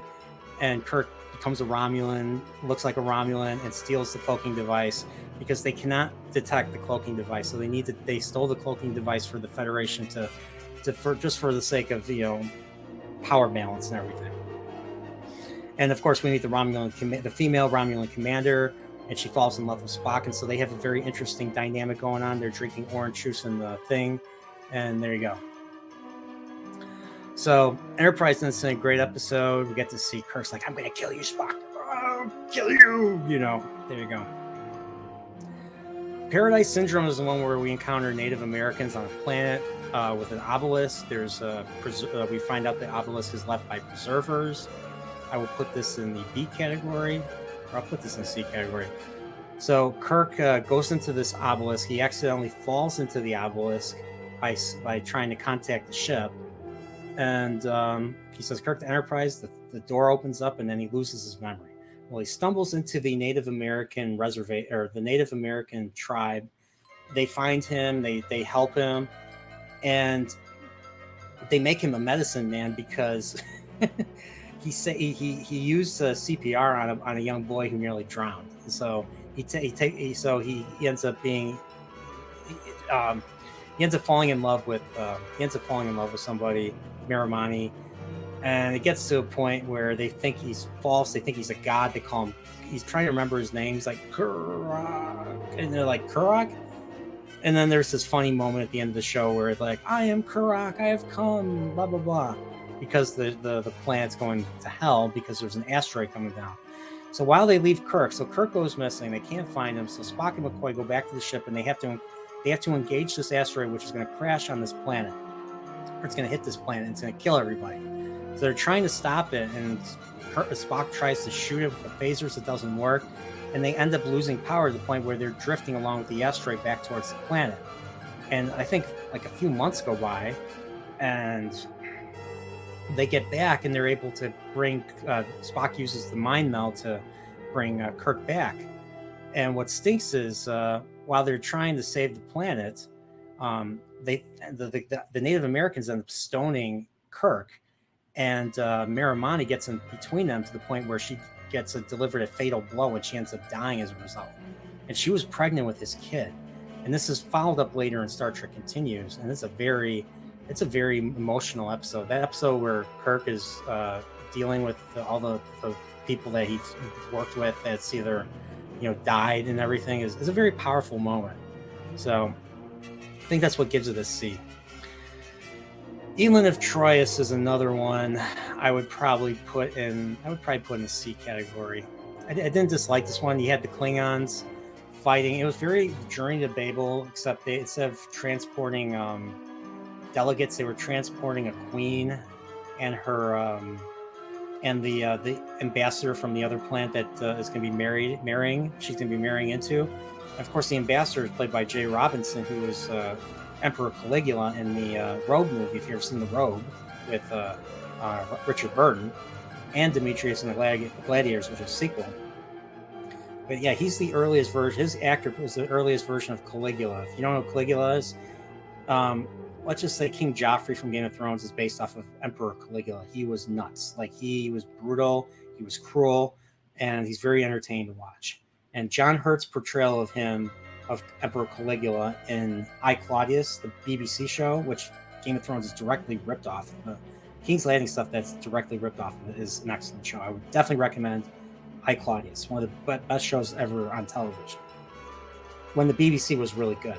So, but so yeah, Elan of Troyes. So yeah, they're dealing with like one of her guards is sabotages the ship. They can't fire phasers, I don't believe. I forget what they do, but it's a great episode. Spectre of the Gun is the one where they encounter the Melkotians. It's another C episode. The Melkotians. It's like basically the Melkotians are basically a floating alien looking, slimy looking head with sparkling eyes. And while they Kirk and the crew bypass a warning buoy, and they beam to a planet, and then the Melkotians have the ability to they transport them to a mock Western set. So it's like they're back in Tombstone, Arizona, an incomplete looking Tombstone, Arizona, where they play the role of the Clanton Gang. If you don't remember, the Clanton Gang is the ones that fight Wyatt Earp and his brothers and Doc Holliday at the Battle of the OK Corral. And of course, from history, and if anyone's seen Tombstone, they lost. So the Clantons are the Clanton Gang. They're supposed to be the Clanton Gang, and it gets ridiculous. But it's a very interesting episode where Spock kind of figures out that none of this is real, and if there's any doubt in your mind, the bullets can be real and can kill you. So Chekhov gets killed right away because I guess they had nothing for him to do. Well, that's what happens when he's flirting with Morgan Earp's girl. So there you go. And yeah, DeForest Kelley actually was in, he plays Morgan Earp, and I still have yet to see it, but he plays Morgan Earp in the gunfight at the OK Corral movie with Burt Lancaster. I think Robert Mitchum. Baron, you can correct me on that. All right, I've been playing this one too long. I'm going to play another one. Let's see. Balance of Terror, the Romulan theme. Bum, bum, bum, bum, bum, bum. There we go. So that's Spectre of the Gun. Another good one. All right, Assignment Earth. That's a D. Assignment Earth, we all know. Gary 7, Roberta Lincoln, Isis the Cat episode. And of course, we learned that Gary 7 came all the way from another planet. It's somehow connected with season 2 of Picard. And Will Wheaton and the Traveler, Wesley Crusher and the Traveler. Don't ask me how. They just are. And yeah, he's basically helping. Gary 7's mission is to help Earth survive its nuclear age. And so I don't remember what he did, but I think he sabotaged a rocket or something. And Kirk and Spock were just there to watch. So yeah, it was a failed pilot. Yeah. So what else went? The only other thing that I took from this episode was that he was kind of like the Doctor. He had his own version of the sonic screwdriver, so he was able to escape from their brig. And there's a point where he tries to force himself back to beam off the ship, and he's basically taken everybody on, and Spock's nerve pinch doesn't work on him.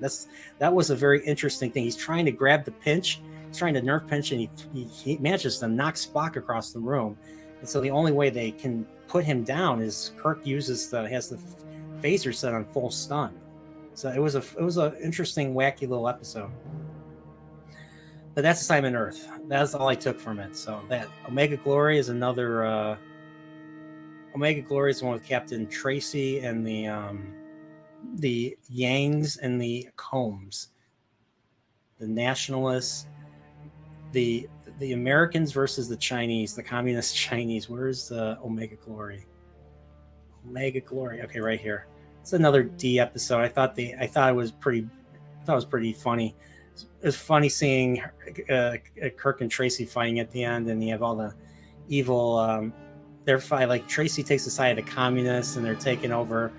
They're trying to fight with phasers, and it doesn't work. So the Yangs take over, and they're very brutal and everything. I hated the Yangs, and they talk the Pledge of Allegiance, and we see the American flag, enough to trigger some people, I guess. That's Omega Glory.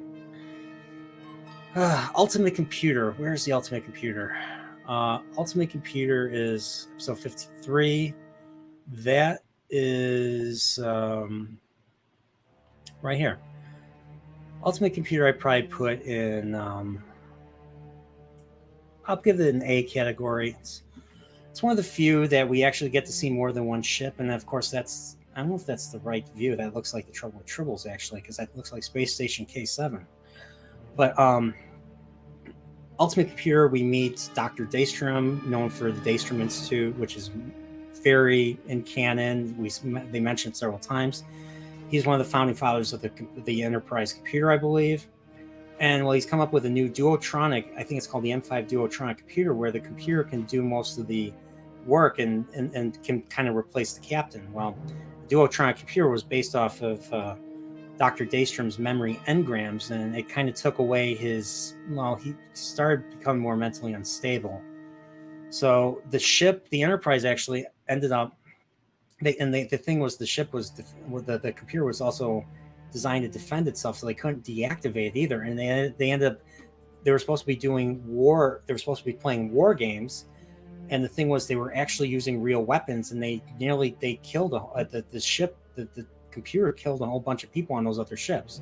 And of course, one of those ships was commanded by Commodore Bob Wesley, who was played by same actor that plays Lieutenant Commander Giotto in Devil in the Dark.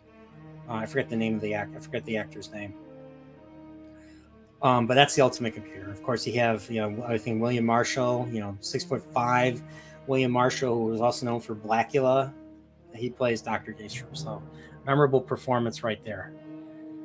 Patterns of Force is the one with the Nazis. The Nazis. Where's Patterns of Force? Right here. That would be C. It was just a typical, you go to a planet, you go to a planet with different people. It was another, like, there was an episode where they go meet the Romans. There was an episode where they meet the communists, Omega Glory. This is just another one like that. It was kind of entertaining. So they leave John. So John Gill was someone that they were looking for, who was left on this planet, and he believed that Nazis were very efficient in their thing. And then, of course, the people created a government based on the Nazi party, and he even had the Nazi logo. It's very on the nose. And the people that they're, believe it or not, that they are oppressing are Zeons. DJ Ronnie G. Zeons, get it? Sig Zeon. It's from Gundam. That's from the original Gundam. So the Zeons were like the Nazis in Gundam. So it's funny that this is years before. This is like a decade before original Mobile Suit Gundam came out in Japan. So that's Patterns of Force. And of course, Skip Holmeyer, who played Dr. Severin in Way to Eden, he plays Melicon, the de facto, even though they say John Gill is the head of the party, John Gill is just a puppet who was drugged, and you only see him in the back. He's drugged, and he ends up getting killed. But Melicon's actually the real power behind everything, and so he's the main villain of the episode. So that's Patterns of Force. Return to Tomorrow is the one where they encounter Sargon and all the other ancient non-corporeal beings, and they're it's I forget exactly it's the nature of I think Sargon actually contacts them, and this is where Kirk has his risk is our business. That's what the starship's all about. That's why we're aboard her. That's where that ship. So Sargon's proposal was that they take over their bodies, take over Kirk, Spock, and Dr. Pulaski actress Diana Muldaur. This is her first appearance in Trek. She plays Dr. Anne Mulhall, and those three take over the forms of the different beings. And of course, the one that takes over Spock has ulterior motives. And it gets to the point where, because of Hennock, who is the one that Spock is hosting, they decide to go into oblivion and just leave everybody alone, because they wanted to have androids. So they were trying to recreate android bodies for them so that they can help guide civilizations to prosperity. So that's Return to Tomorrow. By any other name, this is a great episode. I would put this in the A category. This is the one with the Kelvins. Kelvins who have the ability, of course, the main Kelvin is played by Warren Stevens. He plays the Doc in Forbidden Planet. And they have the ability to, they have these little devices on their belts. They have the ability to create a paralysis field to cause everybody to freeze before they ever, knew they were there. And they also have the ability to turn people in these little crystal balls. And if anybody, acts out of line, they can crush the crystal or the paper mache. They crush the paper mache and then kills the person. So they take over the Enterprise pretty efficiently. And the point is, they need to go to they want to go back home to Andromeda, which is the neighboring galaxy. And with their ability, they upgrade the engines so that they can go to warp 14. And this was before the whole warp 10 thing, the infinite warp 10 idea. So they go to warp 14, and it will take them. They get past the barrier, so they have their shields are upgraded to the point where they get past the barrier, the intergalactic barrier that causes, created, Gary Mitchell, Silver Eyes and all that. Well, they get past it, and it only takes them 300 years to get to the thing. So, and of course, everybody's turned the crystal in the crew except for Kirk, Spock, McCoy, and Scotty, the four necessary specialists. So. And of course, they use their own human foibles and the human frailties to basically defeat them. So there's a point where Rojan, the leader, gets jealous of Kirk, and instead of using the paralysis field and turning him into a crystal, he tries to freaking strangle him for flirting with Kalinda, the female, the main female lead in this episode. So that's the one. All right, 6 p.m. I gotta get ready for Wrath of Khan. Gotta buy tickets. So I'm gonna do these really fast. So next one is Piece of the Action. Piece of the Action is, where is that? Piece of the Action, where are you? Oh, right here. I put that in the A. It's hilarious. It's another episode where they go to another planet. And they find that it's ruled by the mob because somebody left a fictional book called The Chicago Mobs of the 20s. And somebody left that there, and they created a means of government for themselves based off of mobs and the mafia and crime lords and everything, and them all each trying to rule the streets. So that's A. Immunity Syndrome I would put in the B category. It was a great Kirk, Spock, and McCoy dynamic, especially Spock and McCoy. It was a great bottle episode. Where is Immunity Syndrome? Immunity, where are you? All right, I'm sick of hearing. Let's play Conscience of the King. I like this one. Probably the best track of that episode, and it's only really the only other. No, I mean they play it in other episodes too, especially let's see when Phaser goes overloading. I love the build up. This is the only episode where you actually have the build up to the Phaser overload.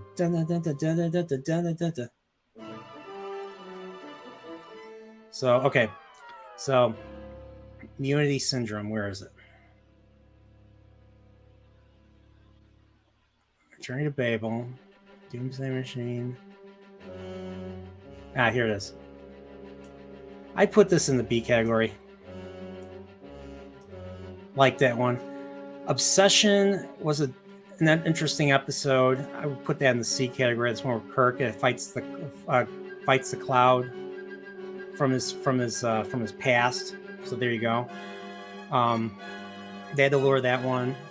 You know, I might put that in the B category. Gangsters of Triskelion. That's the one where Kirk, Uhura, and Chekhov get captured, and they are forced to find an alien gladiatorial games as thralls. I would probably put that in. I enjoyed this one. Put that in B. That's the one with what's her name? Angelique Pettyjohn plays. Was her name Shauna or something? I forget her name. No, I can't think of her name. It's been a while since I watched that one.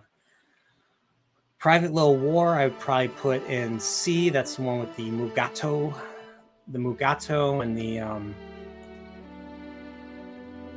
Mugato and I think at one point they called it the Gigato or something. And we find out the Klingons are, trying. There's a war between the tribes, and the Klingons provide flintlocks to one of the tribes. So Kirk feels that they need to provide, firearms to the other one. And so it's a Vietnam parody, or not parody. It's a Vietnam kind of allegory, proxy wars and everything. So that's that. Journey to Babel. Journey to Babel is S. Great episode. Don't need to explain it. But that's the one where we meet Spock's family, and we learn quite a bit about Spock and his relationship with his father. And that alone is compelling. Let's see. Let me see. What's another good one? 43 is 43 is Bread and Circuses. So that would be, I would put that in A. It was a very entertaining episode about the 20th century Rome, which I feel the Patterns of Force kind of copied a little bit, but it was this one was way more entertaining than the televised gladiatorial games and everything. That was a lot of fun. So what's next? Trouble with Tribbles. Where is it? Right here. Trouble with Tribbles is definitely S. Great episode, entertaining, fun. Deadly Years, I'm going to put D. That's episode 40. Deadly Years, I was kind of bored throughout the episode. Seeing Kirk go senile was just not... It was kind of boring in my opinion. I know people might disagree with me. But that was 40. Where's 41? So, I'm Mud. I'm Mud, where are you? I'm Mud. Where's I'm Mud?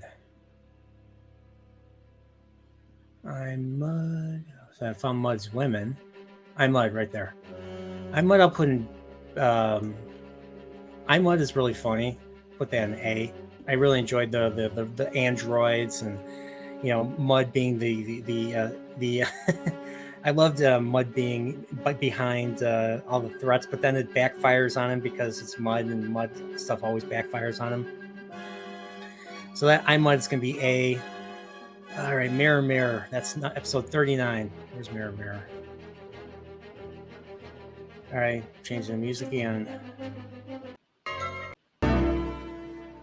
Mud's Women. All right, Mirror, Mirror, where are you? Right here. Mirror, Mirror, S. No questions asked. mirror universe, a lot of fun, characters dying, just actors playing evil versions of themselves is very, very entertaining. So that's S. The Apple is 38. So Apple, I'm going to put D. I mean, Apple was responsible for all the tropes, especially the red shirt tropes. It was probably the most guilty of the red shirt trope. But yeah, they go to a planet, and this computer, this dragon-looking computer, has caused ships to disappear in the past. So they investigate, and it's Val, and the Val controls orange people, or like literally, and they don't know how to kill. They're kind of stupid. And Check, while shit's hitting the fan, Chekhov is just screwing around with Yeoman Landon. So there you go. Yeah, Queen Elizabeth has passed away. Prince Charles is going to be king. And yeah, I mean, Queen Elizabeth has been...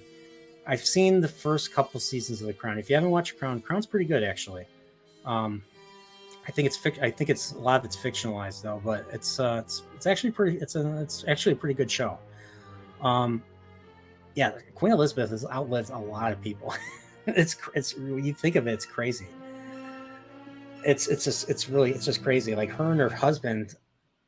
Like, I mean, I think Prince Philip died last year or a couple of years ago. He didn't die too long ago. He lived a few months short of turning 100. So, yeah, Queen Elizabeth, she got coronated in 1952. Her father died, and I think she got married shortly before to Prince Philip in the 40s, in 46, 47, I think. I don't remember.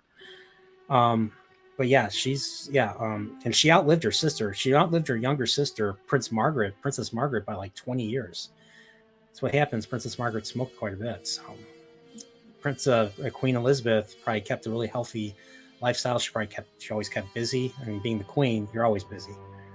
And it's weird. I mean, majority of people who live in the UK she's been the queen their entire lives. People up to age 70, she's been the queen their entire lives. I mean, she was 96 when she died. So yeah, it's crazy. It's just crazy. I mean, I feel for the British people. I mean, I don't know how she's viewed by the British people. I mean, I'm guessing she's viewed way better than Tony Blair or frickin' Boris Johnson or whoever else. But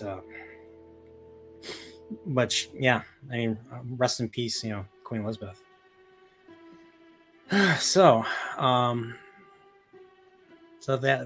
Apple's down there. So Changeling is the next one. That's the one that they kind of stole some ideas for motion picture. Of course, I think motion picture perfected that. Where's the Changeling? Changeling right here. I put that in D. The one with Nomad that kills Scotty, and then Kirk commands Nomad to bring Scotty back to life. And Nomad is almost as destructive as V'ger. Like, it can destroy ships from very far away. And it's a really small. It's like a floating robot, kind of like in Requiem for Methuselah. And it kills red shirts. Like it kills 2 red shirts like in a blink of an eye. So, I'll put it in C. And it also causes Uhura to lose her. Like Uhura loses her memory completely, so they have to re-educate her. So, Wolf in the Fold. That's one that Paul does not like. Wolf in the Fold. I'll put in D. It was a wacky episode. You got Piglet, who plays Mr. Hengist, the administrator, the chief administrator of the not the administrator, the chief interrogator, and we find out that he's actually the devil or Jack the Ripper, taken over. Like the Red Jack is the entity that takes over these people, and it likes to kill women and feeds off of their fear. It's ridiculous. But that's Wolf in the Fold. Doomsday Machine, the one with Captain Commodore Decker. That's an S. One of the biggest moments, one of the biggest edge of your seat moments in the original series is in this episode. It's a great battle against the evil cornucopia Doomsday Machine. If you haven't seen it, that's a great one. Amok Time, also S category. We learn about Vulcans. We learn about the Vulcan Salute. It was Ted Sturgeon who came up with the idea of Ponfar for the Vulcans. And going Kirk fighting Spock is, well, the music is just the stuff of legends, and I actually didn't include that. So that's Amok Time. Who Mourns for Adonis is one I didn't really like as much. I actually preferred the Continues episode, but I'll put this in C. I just thought the acting wasn't the greatest in this episode, but I think Michael Forrest really did kill it as Apollo. Like his stuff with him and Lieutenant Palamas is really good, in my opinion. So Who Mourns for Adonis is C. Friday's Child is 32. Where's Friday's Child? Friday's Child probably going to put in C. Leonard James Akir. They're dealing with warring tribe. They want to kill the female. The head of the main head of the planet or main tribe is killed. The Hayakir, and so they take his wife, who is played by Julie Newmar. She's pregnant with a child. They rescue her and keep her from being assassinated by Mob. The guy's name is Mob, and he's working with the Klingon. I forget the Klingon's name. To take over, ambition,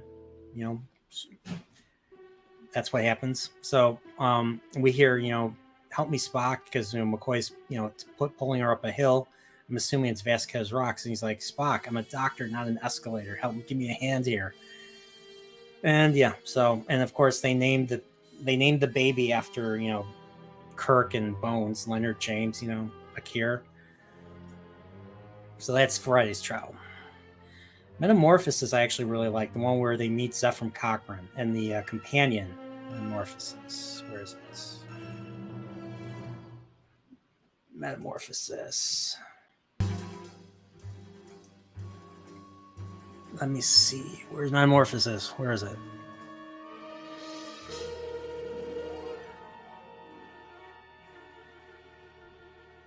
Right here. Metamorphosis I'm going to put in B. I liked the companion. I thought the visual effect of the companion, especially when I saw it on the VHS. It was like the 9th episode I owned on VHS. Wasn't quite what I was expecting, but it was interesting. You find out that this companion's lonely. It wants, even as an incorporeal being, wants companionship with someone. Of course, we find out that, Zephram Cochrane disappeared, as an old man in space. Nobody ever found his body. Well, Kirk and Spock and McCoy and Commissioner Hedford, or Nancy Hedford, played by Eleanor Donahue, are on a shuttlecraft. They're going back to I think they were on their way to prevent a war. I don't remember if they were supposed to rendezvous with the Enterprise or if they were on their way to a planet to prevent a war, which is what Commissioner Hedford was supposed to be doing.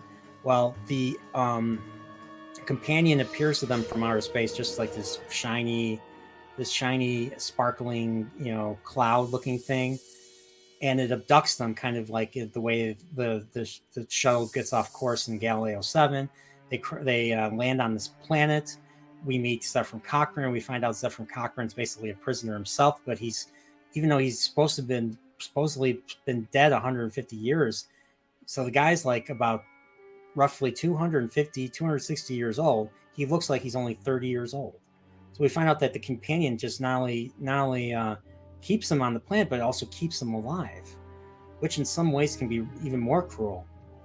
But the companion's not aware of this. The companion is a logical being and doesn't really understand like complex emotions. It has emotion. It's lonely, so there is emotions there, but there's emotions there, but it's just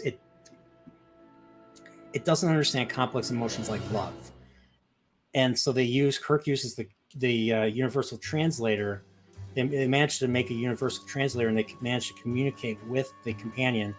And they figure out that the companion loves, Zephram Cochrane. So it gets to a point where they get rescued, and Zephyr Cochrane stays on the planet with the companion. So the companion takes over Commissioner Hedford because she's dying. So the thing is, Commissioner Hedford's dying of some disease, and she's dying of a disease, and she needs to be cured on the Enterprise. Okay, so they're going to the Enterprise. She needs to be cured on the Enterprise so that she can do her job and help prevent a war. Well, they end up saying at the end of the episode, well, they're going to have to find someone else to prevent their war. And the companion ends up becoming one with Commissioner Hedford. And so they both live there, and they stay on the planet with Zephyr. And he's like, tells them, don't tell them about me. So throughout history, nobody knows what happened to Zephyr Cochrane except for Kirk, Spock, and McCoy. So that's Metamorphosis. Cat's Paw is the Halloween episode. It was entertaining, but not my favorite, so I put it in D. Operation Annihilate 29. I love this episode. It's the one where we meet George Kirk and his family and his wife and the Denevan neural parasites. Where's Operation Annihilate? I am going to put this in S category. Love this one. Sitting on the Edge of Forever. Where is that? Sitting on the Edge of Forever. That's a no-brainer right there. S. Harlan Ellison. One of the best time travel stories ever. Errand of Mercy. John Colicos' Core. Just the fact Core and Kirk's chemistry together makes it an S just by itself. Devil in the Dark. So yeah, we're on season 1 now. Season 1's got nothing but stellar episodes. So Devil in the Dark, that's one with the Horta. And the Devil in the Dark is S category. That's one with the shaggy silicon creature known as the Horta, it kind of starts off as a slasher type of episode, horror type of episode. But we find out that the reason the Horta kills is not because it wants to or because it needs to. It's doing it to protect its children, who are those little, the eggs. Her eggs are the little silicon nodules that the mining. So this takes place on a mining planet, Janus 6, and the miners see these silicon nodules, which are basically silver painted soccer balls or volleyballs, I forget which. And they collect them and they destroy them because they think they're useless. Well, that pisses off the Horta mother, and then she goes on a rampage. And they figure this out by Spock mind melts with her, and so they're able to come to some sort of understanding, which I thought was a great thing, that even with violent situations, things can change for the better. Fists. Fists. I mean, when all you get is this from this, you're starting a vicious cycle that will never end. So, I'm sure other people might have some people might disagree with me on that. This Side of Paradise, one with the spores and everything, I put that in A category. It was a very fun episode where we get to see Spock screwing around, messing with Kirk, and we get to see everybody's just under the influence. McCoy threatens to put the administrator in a hospital, and while he's drinking a mint julep, and it was a fun episode. And of course, Kirk calls Spock a half-breed, and they start a little fight in the transporter room. And Spock nearly kills him because that's how strong Spock is. That's an A. Space Seed, episode 24. Even though it was filmed before Taste of Armageddon, Space Seed is definitely S. Khan taking over the ship. The one character that nearly defeats Kirk and Spock, and the reason why they made Star Trek II: The Wrath of Khan. Great episode all around, and brutal. I mean, Khan's subordinate Joaquin smacks Uhura, backhands Uhura. I couldn't believe I reacted that way. As you see Spock reacting, I reacted that way too. So it was ridiculous. Taste of Armageddon, episode 23. Gonna be hopefully I'm gonna be my next Trekporial is gonna be me and Salty Texas C talking about Taste of Armageddon. That's another S episode. It's a very telling episode about control over people and what society compels people to do in the name of duty. and when you think about it, it's really effed up. It's really effed up. Like, people have to report to disintegration machines because a computer tells the government that a certain part of a world has been attacked with a bomb, a certain type of bomb.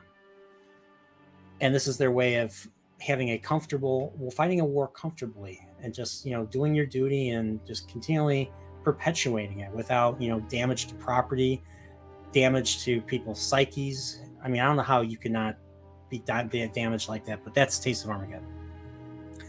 Return of the Archons is the episode where they go onto the planet Beta 3, and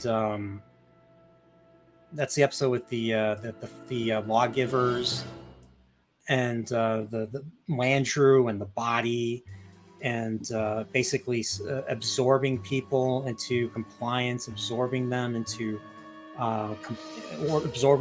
compliance, absorbing them into their total mind control. And every red hour, every night for 12 hours, I think it's a 12-hour thing, there's a festival, and the festival is basically everybody, the computer, like, I think reboots and loses control of everybody, and so everybody riots as a result. But this was a very fun episode. It's another A episode for me. Tomorrow was Yesterday is a great time travel episode. I'm going to put that in the S category. It's the one where they go back in time to 1969, and they get pictures taken of them as UFOs, so they have to go down and rectify that. And the other complication is an Air Force pilot is tracking them, and their shields accidentally destroy the pilot's aircraft, so they beam him aboard. And so he learns about the future, and he learns about his future and about his son, who is actually who plays a significant role in the space race. So it's Captain John Christopher, and we find out he's gonna have a son. He has a son. They have to bring him back. They have to find a way to bring him back without contaminating the timeline. It's a wacky episode. They sneak into the base. They have to steal the microfilm that has all the pictures of the Enterprise. And there's a point where Kirk gets captured and he gets interrogated, and he says, "I'm a little green man from Alpha Centauri. It's a beautiful time. It's a beautiful time at this time of year. You'll love it." And of course, the chief interrogator is like, "I'm going to lock you up for 200 years." That's Tomorrow's Yesterday. Great episode. Alternative Factor, I actually really like it. I know a lot of people hated it for good reasons, so I'm going to put it in B category.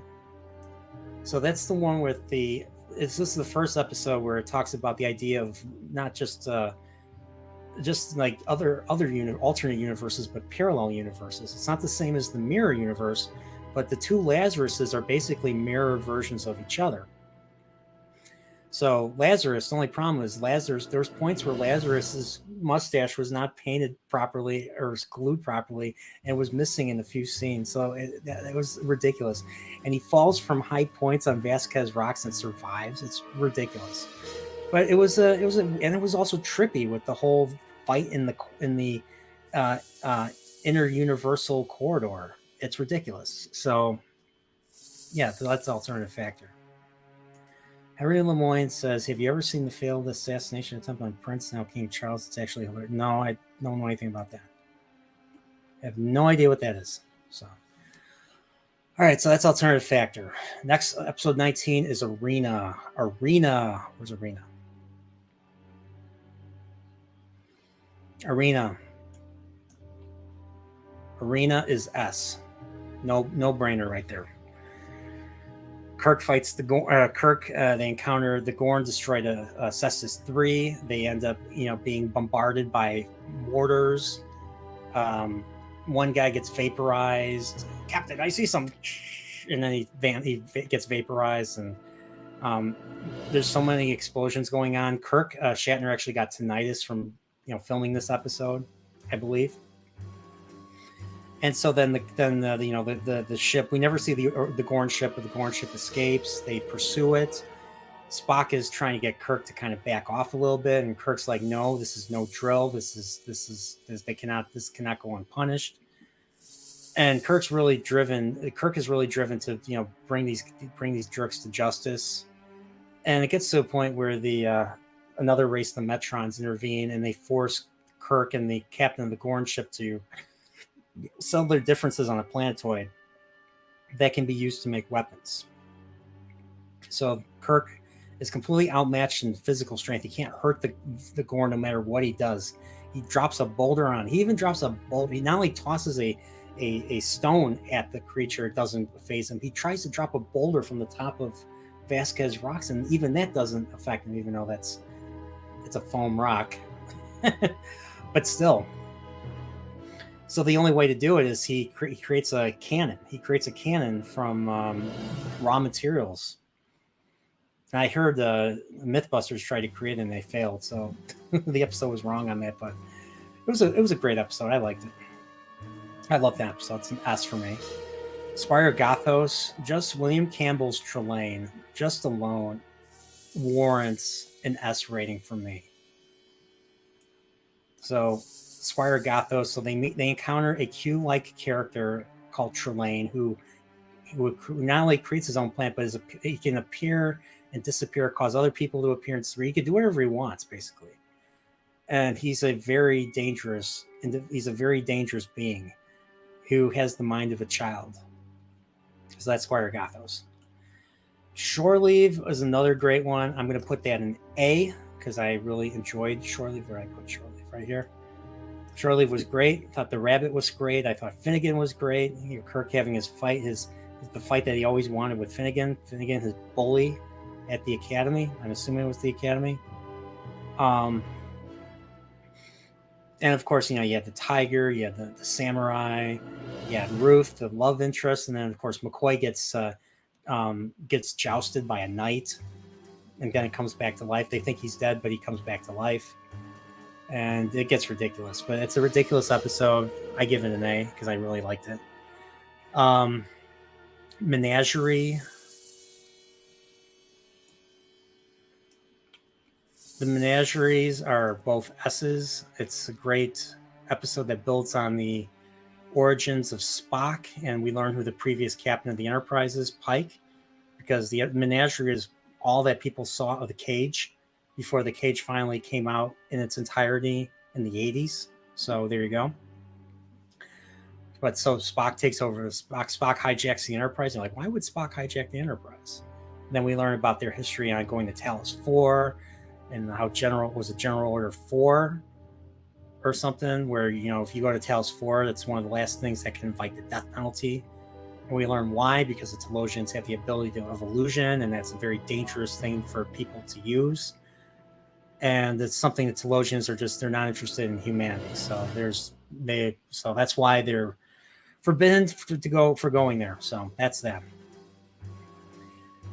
Court Martial 15. They go back to, so Starbase 11 is also in the Menagerie, but Starbase 11 is also in Where No Man's been. Not Where No Man's gone before. Sorry, wrong episode. Court Martial is also an S. Starbase 11. Kirk goes through an ion storm and does not have the means to, Kirk goes through an ion storm and reports this to Commodore Stone on Starbase 11. And he provides the record transcripts and everything based on his testimony. While the computer gives the Commodore different information, and because of that, Kirk is held on the base for perjury and culpable negligence. Well, we find out why that is. We find out that one of Kirk's former best friends, Ed Finney, reprogrammed the computer to show that, and they figure it out. And it's another great episode. It's Captain Kirk as one of his basest moments during the trial, and it was awesome. It was just awesome. Galileo 7, I would put in the A category. I know not a lot of people like that one, but I liked it. It's another great Spock episode, Spock's first command of the Galileo. He's in command of McCoy, Scotty, Yeoman Nares, Lieutenant Boma, Lieutenant Gaetano, and Lieutenant Latimer. So two of them die. Latimer and Gaetano both get killed by the creatures on the planet that they crash. And so they're taking a shuttle to investigate Murasaki 312. It's a type of phenomena that causes sensors to malfunction, and they just can't. They call it the Murasaki effect, and yeah, the Murasaki effect. And what do I say? They have to figure out how to get off planet. So the Enterprise cannot locate them with their sensors. They try to send shuttlecraft down. That's a big planet, and it's like just looking with your eyes, and it's almost impossible for the time delay. Quasar light phenomenon. Okay. So so for everything they've tried, they can't do it. So Spock has Scotty drain the phasers as a means to propel them up into the atmosphere. But still, the Enterprise is about to leave because they are ordered by Head Commissioner Ferris to deliver medical supplies to I forgot the name of the planet, but they're ordered to do so. So they turn around, but they go at space normal speed in case something comes up. Well, Spock makes the emotional decision to cause the engines to he basically causes the engines to overload, creating a flare. So it makes them look, you can see something from far away, something orbiting the planet, and that's how Kirk and the ship, find them, turn around, and rescue them. So that was another good one. Conscience of the King with the Caridian Company is episode 13. That's definitely S category. It's a whodunit type of episode. Won't get further into it. Mary is the one with kids, and kids in Star Trek just aren't the best, so I'm going to put that in D. So that's Mary. Dagger of the Mind's an interesting one. I'm going to put that in B. Dagger of the Mind is B. That's one with Dr. Adams and the Tantalus colony, penal colony, and the neural neutralizer, and yeah. And to find out evil Dr. Adams caused Dr. Van Gelder to go crazy, and Dr. Van Gelder tries to escape on the Enterprise. They capture him, they sedate him, they keep him in sickbay, and because of Van Gelder's situation, Kirk tries to have a little investigation. Well, the investigation goes amok when Adams seizes control of the neural neutralizer room when Kirk is just testing the equipment. So yeah, it's ridiculous, but to me that's a B episode. What Are Little Girls Made Of is another B episode with Dr. Corby. Love the episode. Another Forbidden Planet type of episode where they encounter a scientist on a planet dealing with ancient technology, ancient civilizations. Same idea. Androids, you name it. Balance of Terror is obviously S. It's first major battle episode. It's the enemy below in space, and the Romulan commander played by frickin' Mark Leonard is just the stuff of legends. One of the great moments of the show. Charlie X, I'm going to give a B. I liked the soundtrack. I was interested in, I thought the story was pretty tense, even though a lot of people, including myself, don't really care for Charlie that much. But it's not because of Robert Walker Jr.'s fault. It's what he's been given. But that's that. So Naked Time is an S level episode. Mantrap is missing. I will put Mantrap in A because it was the first episode that really got me into TOS, really, besides Arena and Space Seed. Enemy Within is definitely an S level episode. Really fun Jekyll and Hyde episode. Kirk splitting into two. And then, me learning about, the nature of command and the nature of command and the nature of, having our good side and our dark side. So great episode. Mud's Women, I would give an A. I liked Mud's Women a lot. It's obviously the best Mud episode in my opinion. Very interesting idea. Some ideas were not quite answered. I was on Anti-Derivative Jill's stream, I think yesterday. Was it yesterday or was it Tuesday? We were talking about Mud's Women, and it's just one of those episodes where, don't do drugs, kids, and you either believe in yourself or you don't. So, and don't transport women. Just don't transport women or call women cargo like Harry Mudd. So, but Harry Mudd's great. Like Roger C. Carmel really elevated that episode, and that's the reason why it's an A. Corbomite Maneuver is S. Corbomite Maneuver is the true introduction to Star Trek. Kirk, Spock, McCoy, every actor's in there. They're all acting. There's a lot of stellar acting. Spock is really logical, and you don't want to cross brains with him, like Sulu says to Lieutenant Bailey. You have the tense scene with Baylock and the first Federation ship Viserius, which looks like a yellow Death Star. Well, not quite a Death Star, but it's a big yellow sphere with little dots on it. So there you go. And that's a great one. And of course, the second pilot, Where No Man's Gone Before, I would probably put it in, I wouldn't say it's an S quality, but it's an A quality for sure. Silver Eyes, Gary Mitchell. There's some really great character moments. It's really the first appearance of Kirk and the first appearance of Scotty and Sulu, even though they were barely in the episode. But it's another great episode. The only episode in TOS where we get the phaser rifle. And yeah. And then we have the Cage, the original Cage. I will put that in the B category. The Cage was very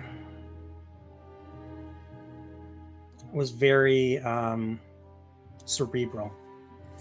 It was cerebral, and it's episode I never really truly understood. I mean, I know Menagerie is part of it, but the part I really relish about the Menagerie was the actual Kirk and Spock, court-martial stuff. But understanding the episode of what the Telosians wanted took me a while to figure out. So, but there's a lot of scenes, black and white scenes that weren't in the Menagerie that are interesting to see. So maybe I'll move that up to A. This is pure Gene Roddenberry, like next level type of storytelling. Not interested in your typical space opera type of stories. Wanted to provide something more, and that's what it is. So that is my take on that is my rating of Star Trek. I know I might do this again, but 6:35, and I gotta go. So once again, guys, thank you so much for coming by, and happy Star Trek Day. And if Mike is still doing his thing, I'll probably come on and join. So I'll see you guys. Take care.